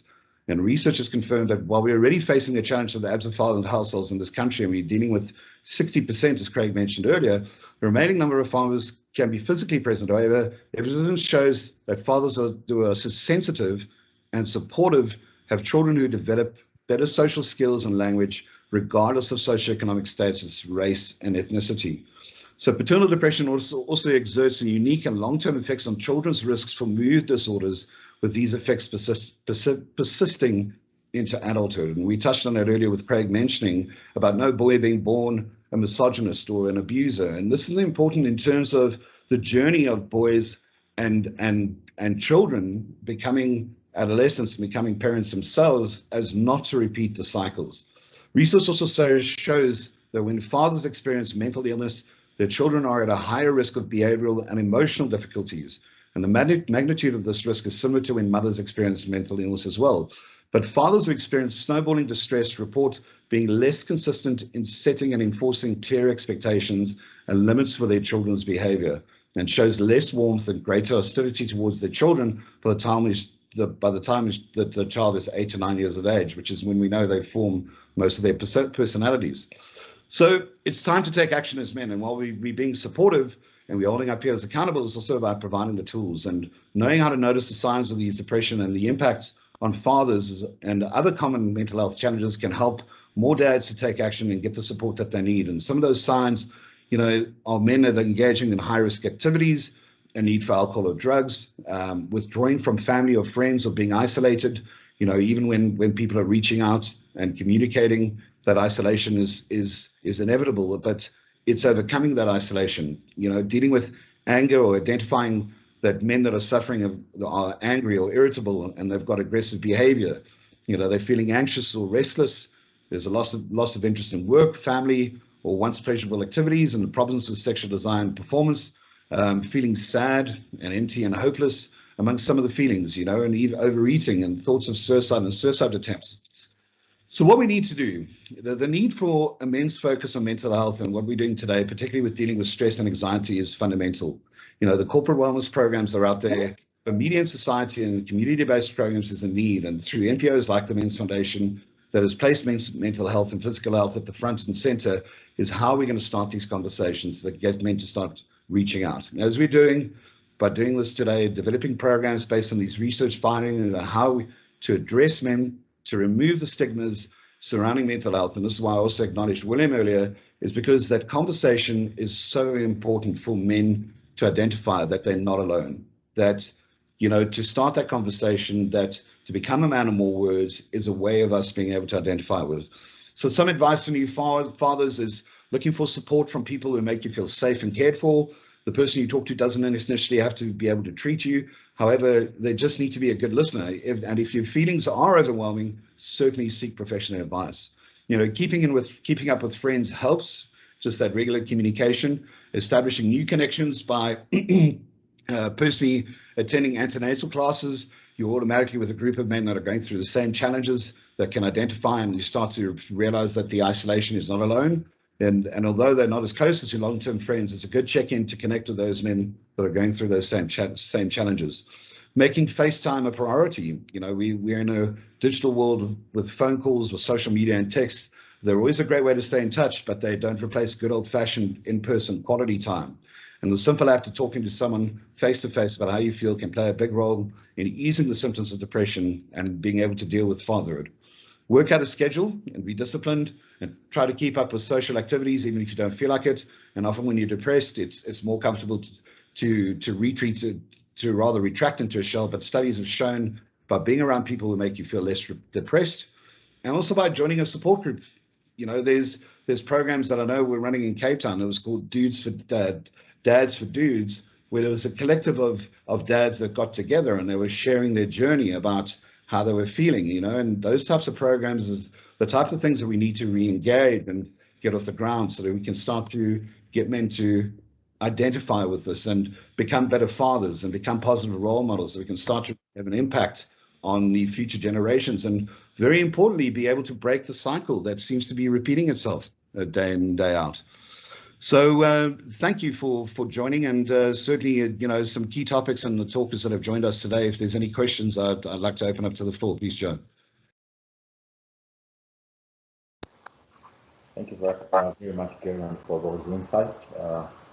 Certainly a lot to take out from the presentation, even from a personal basis, but I'm sure I'm not the only one that shares those views.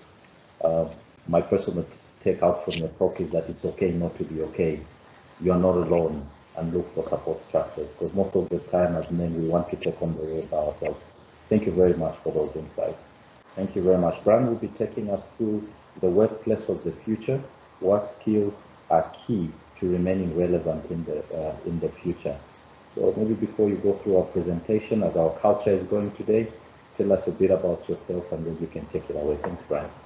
Yeah, thank you very much. My name is Bryan Roseveare. I'm an airline pilot by trade, and airline pilot turned podcast host because, as I'm sure a lot of you are aware, the airline industry has been decimated due to the pandemic. And I think my talk today is pretty much to try and make people aware about what's actually happened in the airline industry.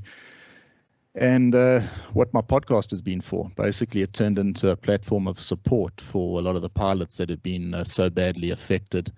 But I'll give you a little bit of my own history, and let me actually tell my own story, because I think that's the easiest way to express what's happened in the airline industry. And this is not just in South Africa, it's of course worldwide. So history on my end for context, I started as an airline pilot in 2003, born into an aviation family. It was an obvious decision, one that I'd never really questioned. In short, I loved my time on the flight deck. I was good at it. I enjoyed a lot of the ancillary challenges that came with being an airline pilot. It's not necessarily all about taking off and landing. There's far more to it when you take a deeper gaze at the high performance environment of the airline flight deck. For this talk to make sense, I also need to explain the typical career trajectory of an airline pilot. Of course, this isn't the case for everyone, but certainly is the most common path. Flying is a funny old job. It's not something you get into by chance. It requires a deep-seated curiosity for the sky above. It has high barriers of entry, it's hellish expensive, and when you finally graduate, you are essentially unemployable. You see, being qualified to operate an airliner means nothing without experience, which is gained by logging time in the pilot's seat. When I qualified as a commercial pilot, which was very soon after the September 11 attacks, it wasn't unheard of to find pilots not working for free, but instead paying the airlines themselves and in return gaining the necessary experience required to go fly a legacy carrier at some point. It was a tough time to be in the airline business, or so we thought. If you were lucky enough to join an airline, you come face to face with a bizarre system called seniority. Now, seniority means that a typical pilot joins his chosen airline on day one, and you're given an employment number based on your start date. In other words, regardless of your age or skill, you'll be placed in the right-hand seat to perform the duties of a first officer. I've been an advocate for getting rid of this obsolete way of thinking for a while. I find it counterproductive, doesn't encourage any improvement of oneself personally or professionally. As you can imagine now, with so many job losses that have happened, there's this element of how on earth do I go and start again? I myself spent 15 years as a first officer before making it to a captain. If I had to go and join an airline again somewhere else in the world, I could have to spend that time again to become a captain.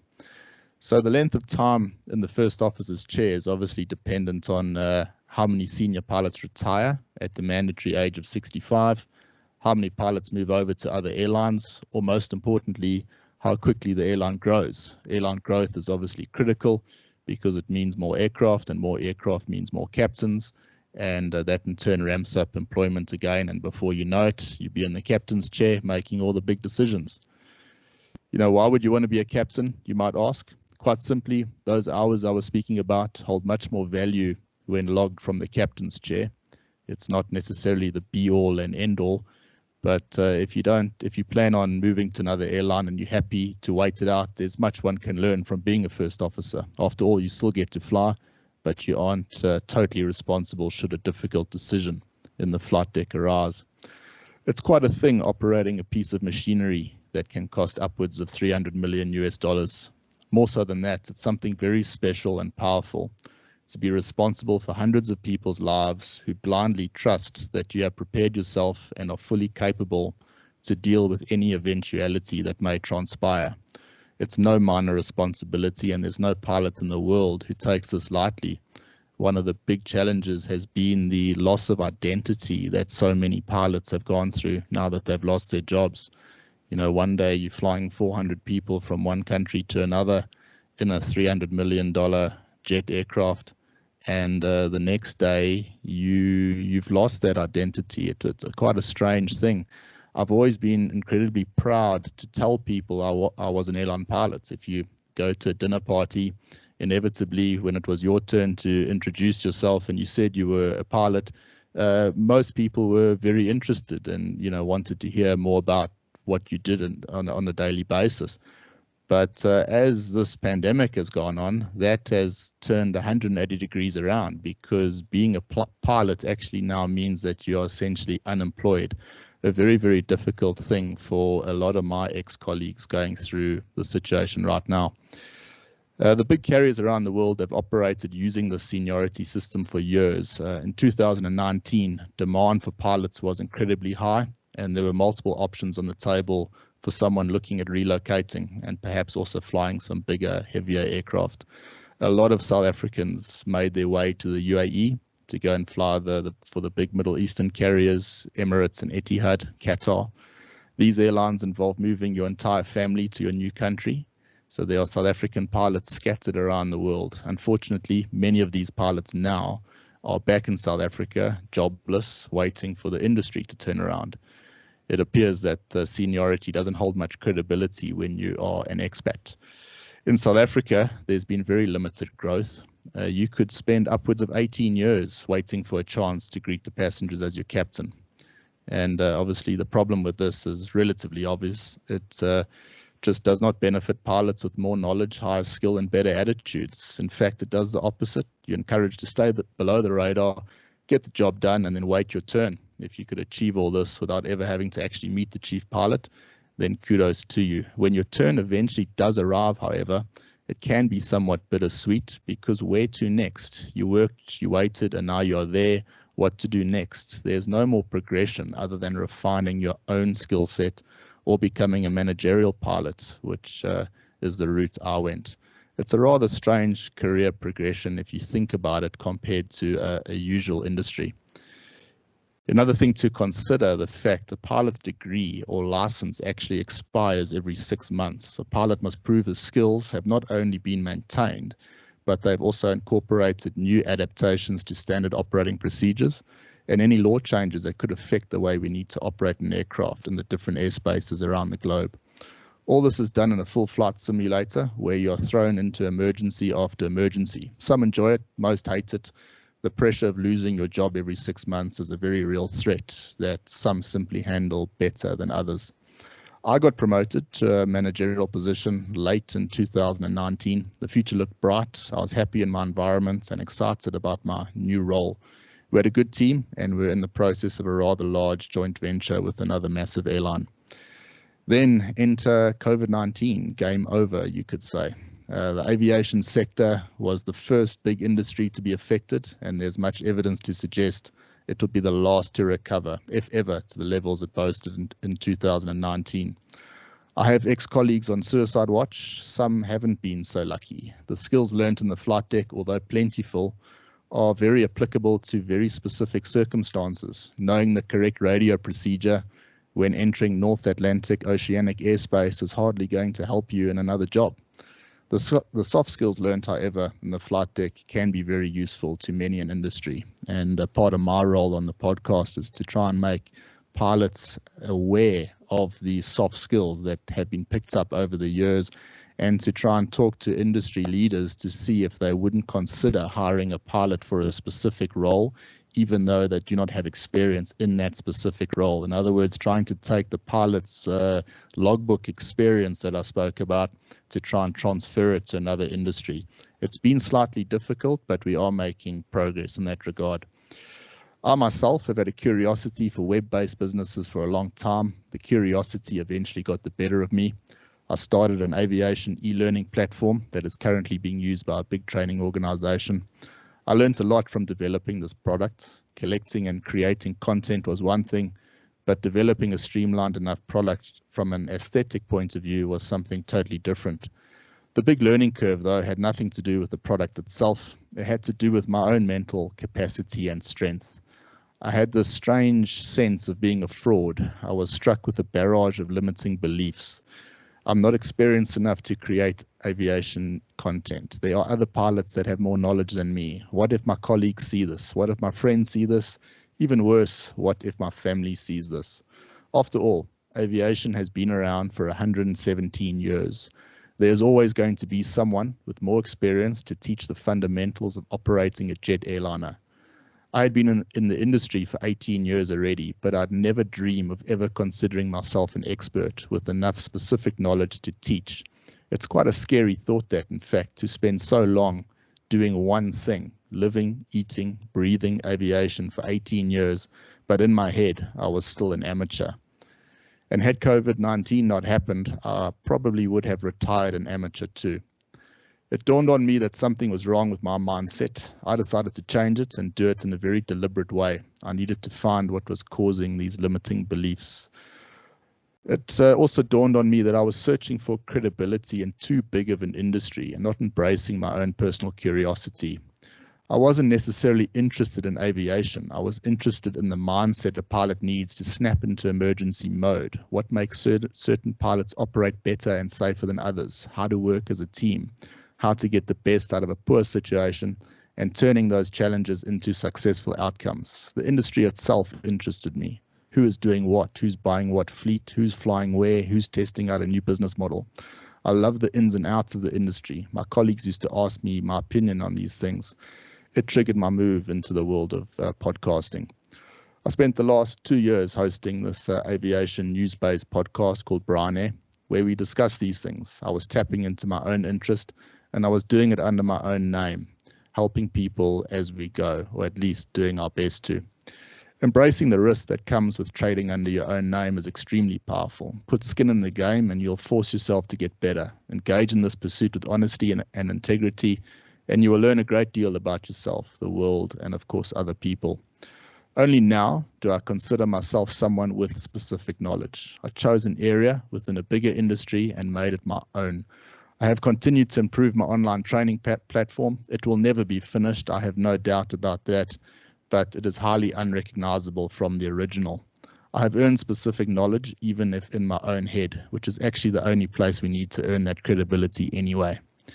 I'd just like to talk consistency for a second, and I'll use podcasting as an example, just out of interest. 90% of all podcasts don't make it past episode 3. Of that 10% that make it past episode 3, 90% of those don't make it past episode 20. That means by simply producing 21 podcasts, you place yourself in the top 1% of all podcasts of all time. This is my segue to talking about relevant future skills, which is what this talk is about. Fast forward to where we are today. How many sectors of interest can actually boast 117 years of existence? I mean, think about it for a second. The first social media platform started in 1997, Apple App Store 2008, crypto 2009, the new big thing, buying and selling, creating NFT, that was 2015. The shift has happened already. You no longer need to spend 20 years in an industry to become an expert. All you need is an interest and a deliberate desire to earn specific knowledge. Take any subject, choose something that you have an underlying interest for, and then most importantly, be so incredibly proactive, so deliberate, so focused, and so hell-bent on becoming excellent at this one thing. For me, this is the future, and this is the relevant skill. You will experience failure, you will experience embarrassment, but you will certainly experience growth. There's a superb podcast called Modern Wisdom with host Chris Wilkinson from the UK. Chris recently spoke at a TEDx talk. His subject was embracing your weirdness. Like, if you do ordinary things, you guarantee ordinary results. On the contrary, your natural weirdness, if embraced, will produce very weird results. Who wants ordinary results, I ask? As humans, we strive for remarkable results, but we also try to be normal and fit in. We are all a bit weird. Your weird curiosity is the only thing that differentiates you from every single other person on the planet. The uniqueness of this is remarkable. It guarantees that you are the best in the world at something. It is your duty to be you. It is your duty to find the thing that really interests you and then run with it. It is your duty to the world. The maths has been done. The odds of this specific combination of your genetics, your weirdness, your interest, desires, passions, they've all resulted from a bizarre set of odds that is somewhat unfathomable. I had to read this a few times because I wasn't totally sure, but I have checked this. The odds of your genetic combination are larger than the entire 2 million population of Northern Ireland, all rolling a trillion-sided dice, and have every one of those trillion-sided dice landing on number 7. You have won an unfathomable lottery to be here. You have won already. Embrace your weirdness, embrace technology, use leverage to create leverage results. As Naval Ravikant says, you will never get rich renting out your time. Think about a product or service that society wants but does not yet know how to get. You want to become the person who delivers this at scale. This is your challenge, and this is why you are here. The topic of this particular talk was what skills we need to be relevant in the future. The skill I would say that is most relevant would be to tap into your own unique curiosity and become very good at something small. Leave your ego at the door. Ask yourself what society needs. You may have to give your product or service away for free at the beginning. You may change direction, but don't get swayed by shiny objects. Search for micro gains along the way, not in your product or service, but in yourself.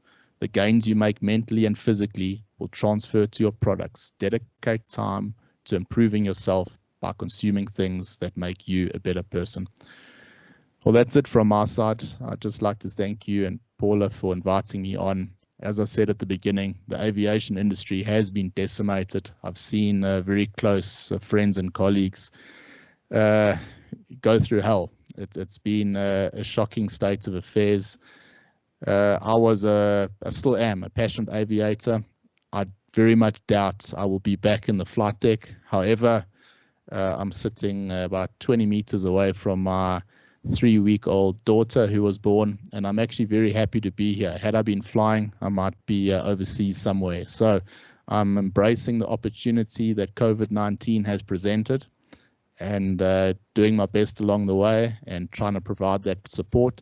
I hope this little chat maybe highlights the extra impact that has been hit on the aviation industry. Thank you, everyone.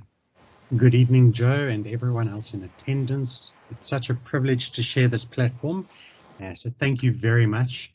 The presenters and gentlemen and that have come before me have shared so much valuable insights. For me today, it's the journey that I've taken in the financial services industry to create a business that I'm proud of, to design my own niche within this very competitive profession. And that has been an extensive journey over 14 years. And some of it I want to share with you, especially on the obligations we find as men. And I've had thousands of conversations over those 14 years with men in different roles, either recent grads, newly married, fathers, etc.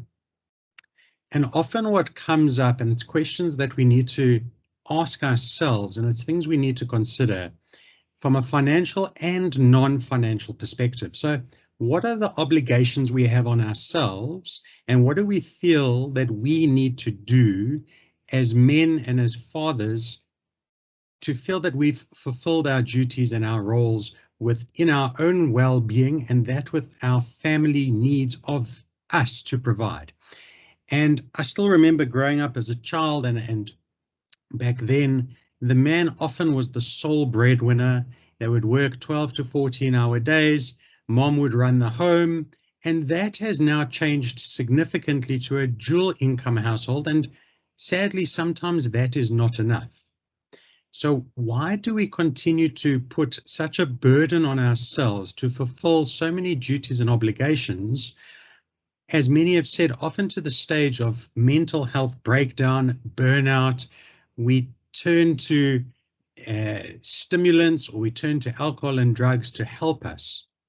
So what I'd like you to consider and to think of and take time for introspection is, what do you feel that you have to do, and what do you feel you can ask for help on from your spouse, from your friends, families, your closest inner circle?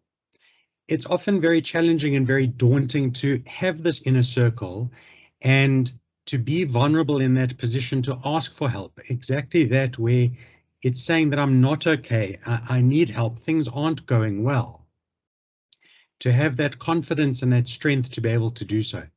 So I want you to write those things down. Please don't type it out. I've found pen to paper is a very powerful medium. Write down what you feel are your obligations, both financially and non-financially, in your life personally, and then for those that are reliant on you. An exercise that I do on a regular basis is I write myself letters, I journal for myself. Sometimes it's on scraps of paper just to get those thoughts out of my head so that I can share that and read that at a later stage with myself for introspection. And part of that process that I've now been working on, and it's also been an exceptional journey having gone through Paula's man cave, is what are my goals? What do I want to achieve? What is important to me? What do I value? And am I actually living that? And where am I falling short of that? And one of the things that comes up a lot in financial planning is estate planning. And it's a very technical element and aspect of financial planning, taking in legal structures and tax structures. But a softer side to that, gents, is your legacy plan.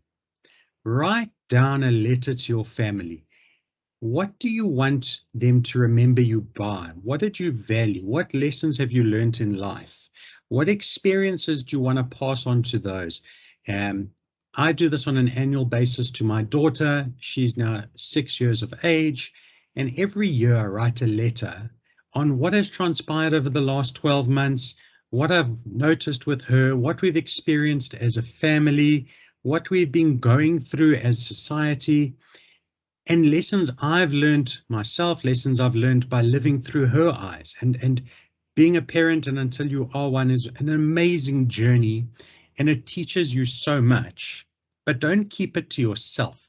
Share it with those that are important to you so that they can understand where you are at and what's going on in your life.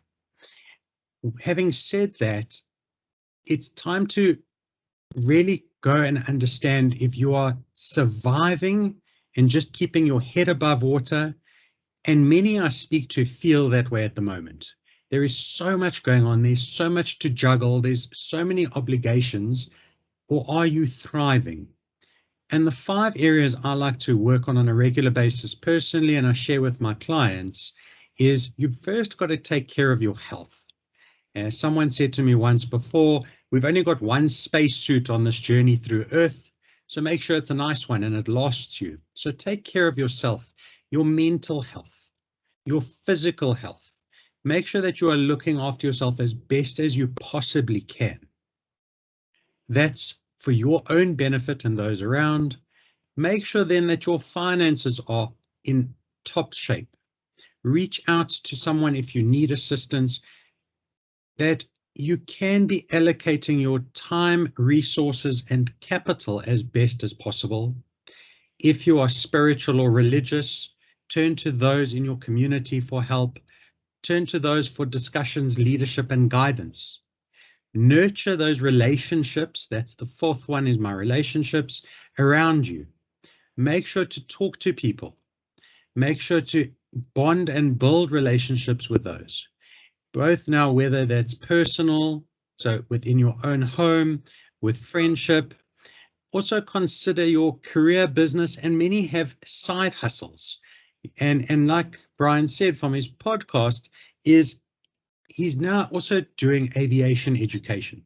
So that's a business that he's going to continuously learn from and evolve. So if you are working in a traditional corporate structure, what is your career path?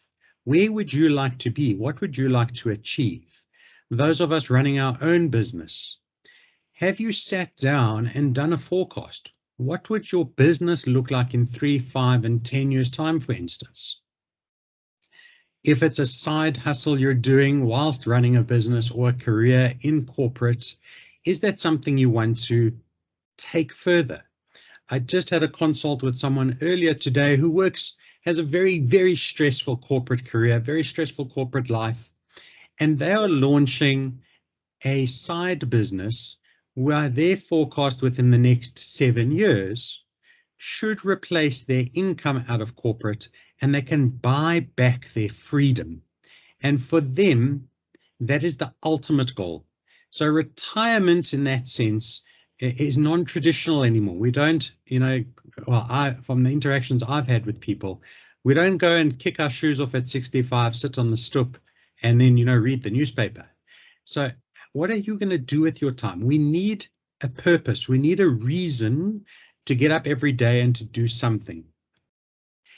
Then small habits, simple changes, I've noticed make significant difference with people. So I'm very active on Twitter, and I wanted to start a savings challenge, both for myself, and I shared that on the Twitterverse so that people can hold me accountable to it. And I love coffee. So I thought, well, what about if I took 1 cappuccino a day? I didn't have that, and I saved that money. And at the time of doing my calculations, that was 27 Rand a day, which is 192 Rand a week. And I take that on a weekly basis and I save that.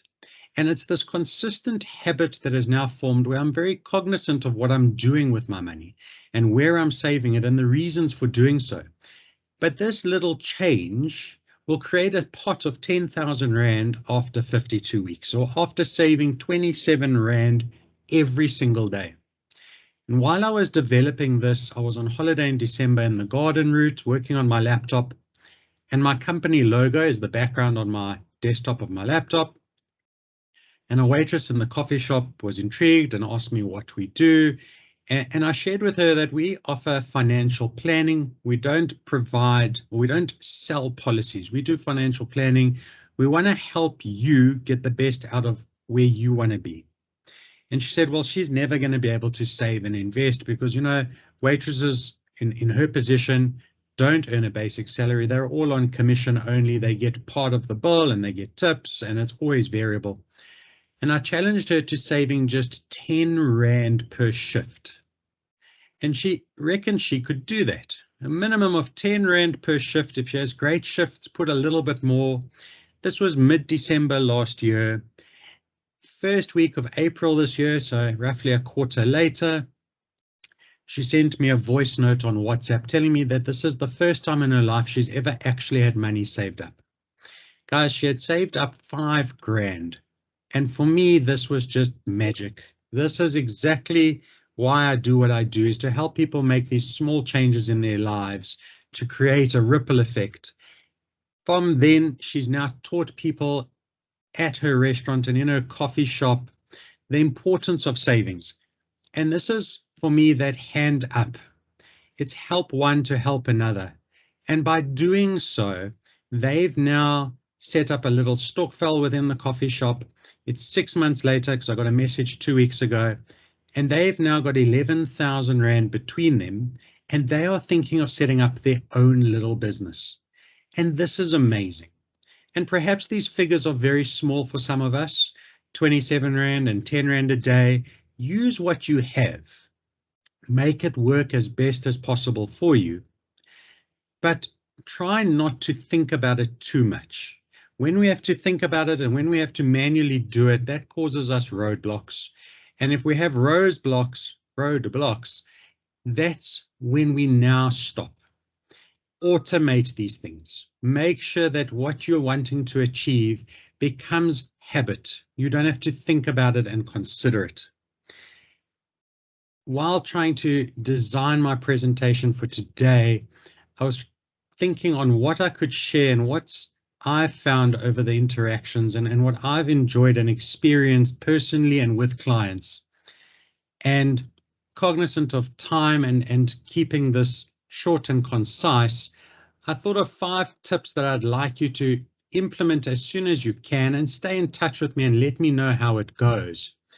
Ultimately, take care of yourself. That's your health, mental, financial, personal well-being. Design your legacy plan. Know what you want to achieve in your life. Create a plan to reach that.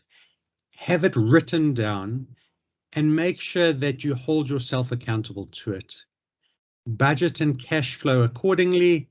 Protect your income and then invest for tomorrow. And where you get stuck, have a network. Talk to those around you that have gone on similar journeys or have experienced things. I have found by talking to those that have achieved, they are more than happy to share and are willing to share. People want to help. And when you have a keen interest and taking an interest in others, it's absolutely amazing what people will share with you. So ask lots of questions, interact, and I wish you all a wonderful and successful financial journey, and that all of us as the first Men's Health Summit can continue to help men around us to make a better future for the rest of us. Joe, thank you very much. Paula, thank you very much. And I hope everyone got a little bit of value out of what I shared today. Thank you very much for the invite. My name is Hanan Bushkin. I'm a psychologist and the head of the Anxiety and Trauma Clinic in Johannesburg.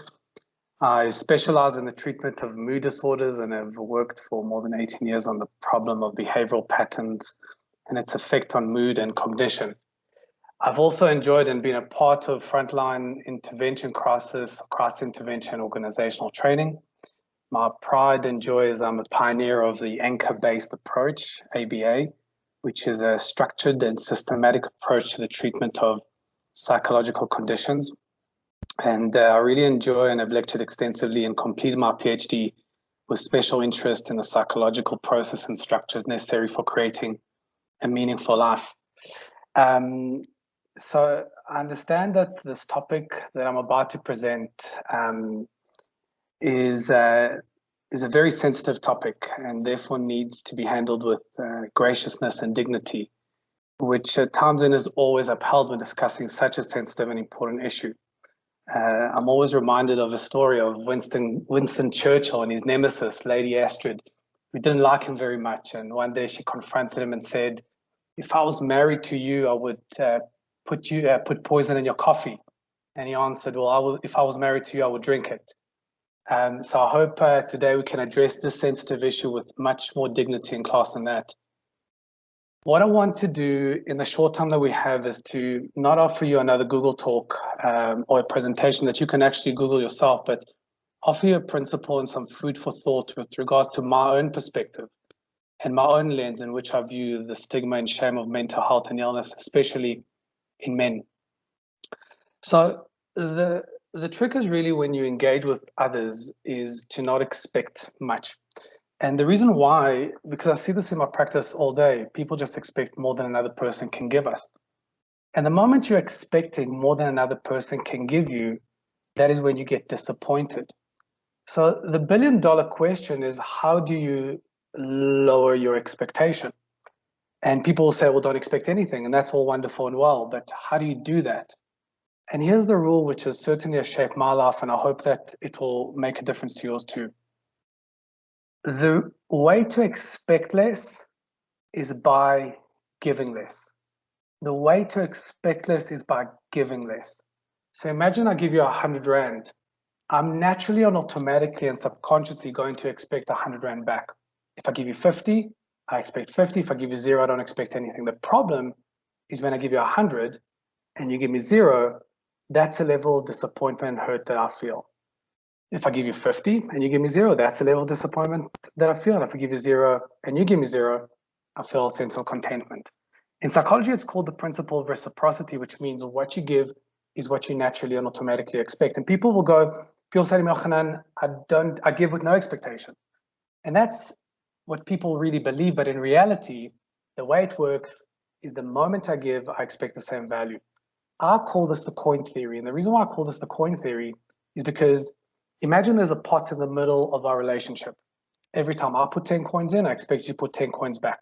If I put 5, I expect 5. If I put 0, I don't expect anything. The problem is when I put 10 coins and you put 0, that's a level of hurt and disappointment. If I put 5, you put 0, that's a level of disappointment. And if I put 0 and you put 0, I feel a sense of contentment.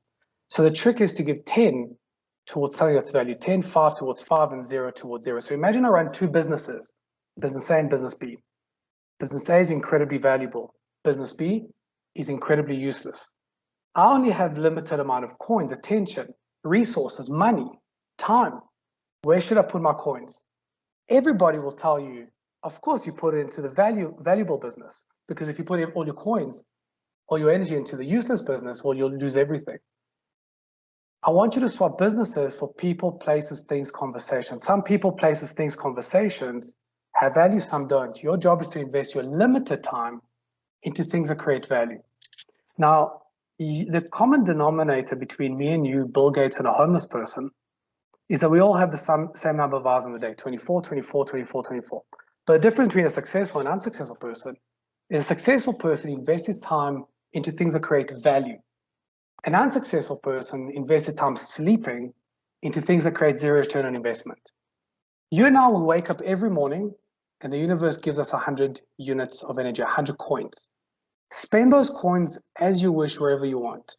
The moment those coins are up, your body goes good night and you go to bed and you wake up the next morning with another 100. The problem is when you run out of coins at 10 o'clock in the morning, yes, you still have 12 hours in the day, but now you're functioning at a deficit. And then something has to give. Your health, your mental health, your psychological well-being, your ability to see opportunities, your physical well-being. I want you from today, if you take anything away from this, is to be very stingy and invest your coins into things that create the most amount of value. People think the commodity is the time, but the time is not the only commodity, it's the energy, the coins in which you invest in the time. I can spend 2 hours with my wife with 0 coins and achieve nothing. I can spend an hour with my kids with 0 coins and achieve nothing. I can spend an hour at the gym with 0 coins and achieve nothing. It's not just the time, it's the quality of where you invest and how you invest your time. But then the common question, a very valid one that people ask me at this point is, Hanan, but how do I know whether what I'm investing into has value? How do I know that? Because I've got options in the day. I can invest in X or in Y, but how do I decide whether what I invest into has value? I want you to remember this, and I'll explain it in detail. Value can only be assessed against the context of a goal. Value can only be assessed against the context of a goal. What do I mean? Nothing has inherent value. If I phone you up and I ask you, hey, I need your advice. Should I take a car? Should I take a bus? Should I walk? Should I swim? Should I drive? Should I fly? The first question that you're going to ask me is, well, where are you going? And if I say to you, don't worry about where I'm going, what has the most amount of value? You're going to say to me, I can't tell you. Because if you're going overseas, you fly. If you're going across the road, you walk. If you're going across the river, you swim. You cannot judge what has value outside of the context of what do I want? What is the goal? Hanan, I just had a whole cheesecake. Is that good or bad? I have no idea. What do you want? Because if the goal is to lose weight, well, that was the wrong decision. If the goal is to enjoy every minute of your existence, that was pretty cool. Hanan, I just went spinning for 3 hours. Is that good or bad? I have no idea. What's the goal? If the goal is to be the world's greatest swimmer, then you've just wasted 3 hours in the day. Nothing has inherent value outside of the context of the goal. So the first step always is, what is the goal? But people don't want to set goals. And I understand, because setting goals requires you to go through the process of loss. The moment I commit to going to Cape Town, that's my goal, I have to let go of Joburg. The moment I commit to marriage, I have to let go of singlehood. The moment I commit to job X, I cannot commit to job Y. But people don't want to lose both options. They don't want to lose all options. They want to have it all. So they don't want to commit to a goal, because the moment you commit to a goal, you have to let go and grieve anything else. The issue with setting goals, and the reason why people don't want to commit to goals, is because they struggle to let go. They don't want to let go of Cape Town and Joburg and P, but they have to. They have to. So the first question that you need to ask yourself, and by the way, suffering, the definition of suffering is being somewhere and wish you were somewhere else. Being in Cape Town and wish you were in Joburg. Being married and wish you were single. Being a parent and wish you didn't have any kids. Being in a job and wish you were somewhere else. Committing to a goal is always the first step in order to assess whether what you're doing has value. Where should I invest my coins? Into things that create value. The difference between adults and children use their emotions as judgment to whether what they're doing is right or wrong. So to children, what feels good must be good, and what feels bad must be bad. Adults understand that feelings are irrelevant in the mix, because sometimes what feels good is horribly bad, and what feels bad is incredibly good. Adults don't use their feelings as barometers, because drugs feel good, but clearly it's not. And gym feels bad, but it's clearly good for you.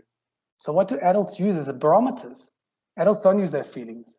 Adults use the barometer of, does what I'm investing my coins into service the goal? And if it services the goal, irrespective of what I feel, it's good. And if it doesn't service the goal, then it's bad. So my topic today was, why do we still see mental and emotional health as shameful, embarrassing, and weak? Why is mental health stigmatized? In my opinion, in my humble opinion, mental health is stigmatized because we are literally swimming to get to the Kalahari Desert. Yes, we do have a clear goal of what we want to do with mental health, but I think the tool that we're using is horribly wrong. We're running a race and we're using a thermometer to judge our speed. It's horribly wrong. The biomedical model of diagnosis doesn't, in my opinion, not only help, but it actually does the opposite. It contributes to the stigmatization of mental health. I'll give you an analogy. If you take 100 doctors and you present a 21-year-old patient to them, and you say to these 100 doctors, this 21-year-old male's got pharyngitis, a sore throat. Western medicine, all 100 doctors will know exactly what you're talking about, and all 100 should agree on a treatment method. But if you take 100 psychologists and you turn to them and you say, this 21-year-old has depression, all 100 psychologists would not have any idea what you're talking about, and all 100 would probably disagree on how to treat it. Why? Because depression is not the cause. Depression is a symptom.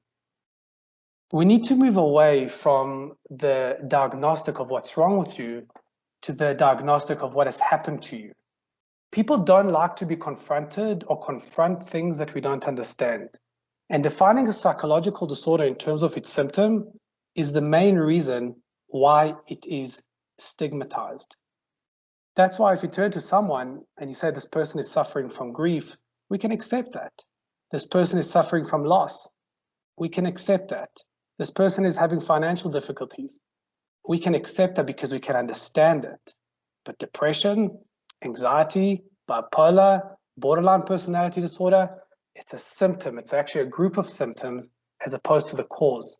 And because we can't understand it and understand why doctors have to define it like that, because we can't medicate a poor marriage and we can't medicate a terrible job and we can't medicate a terrible boss and we can't medicate a partner having an affair. We can't medicate that, but we can medicate the symptom. But in terms of stigmatizing mental health, that's the main reason why it is, why it is stigmatized, because we can't understand it. I will end off by saying that one of my favorite quotes of all time is, if you're not the chess player of your life, you're a pawn in someone else's. And I think it's about time that we start playing chess. Thank you very much.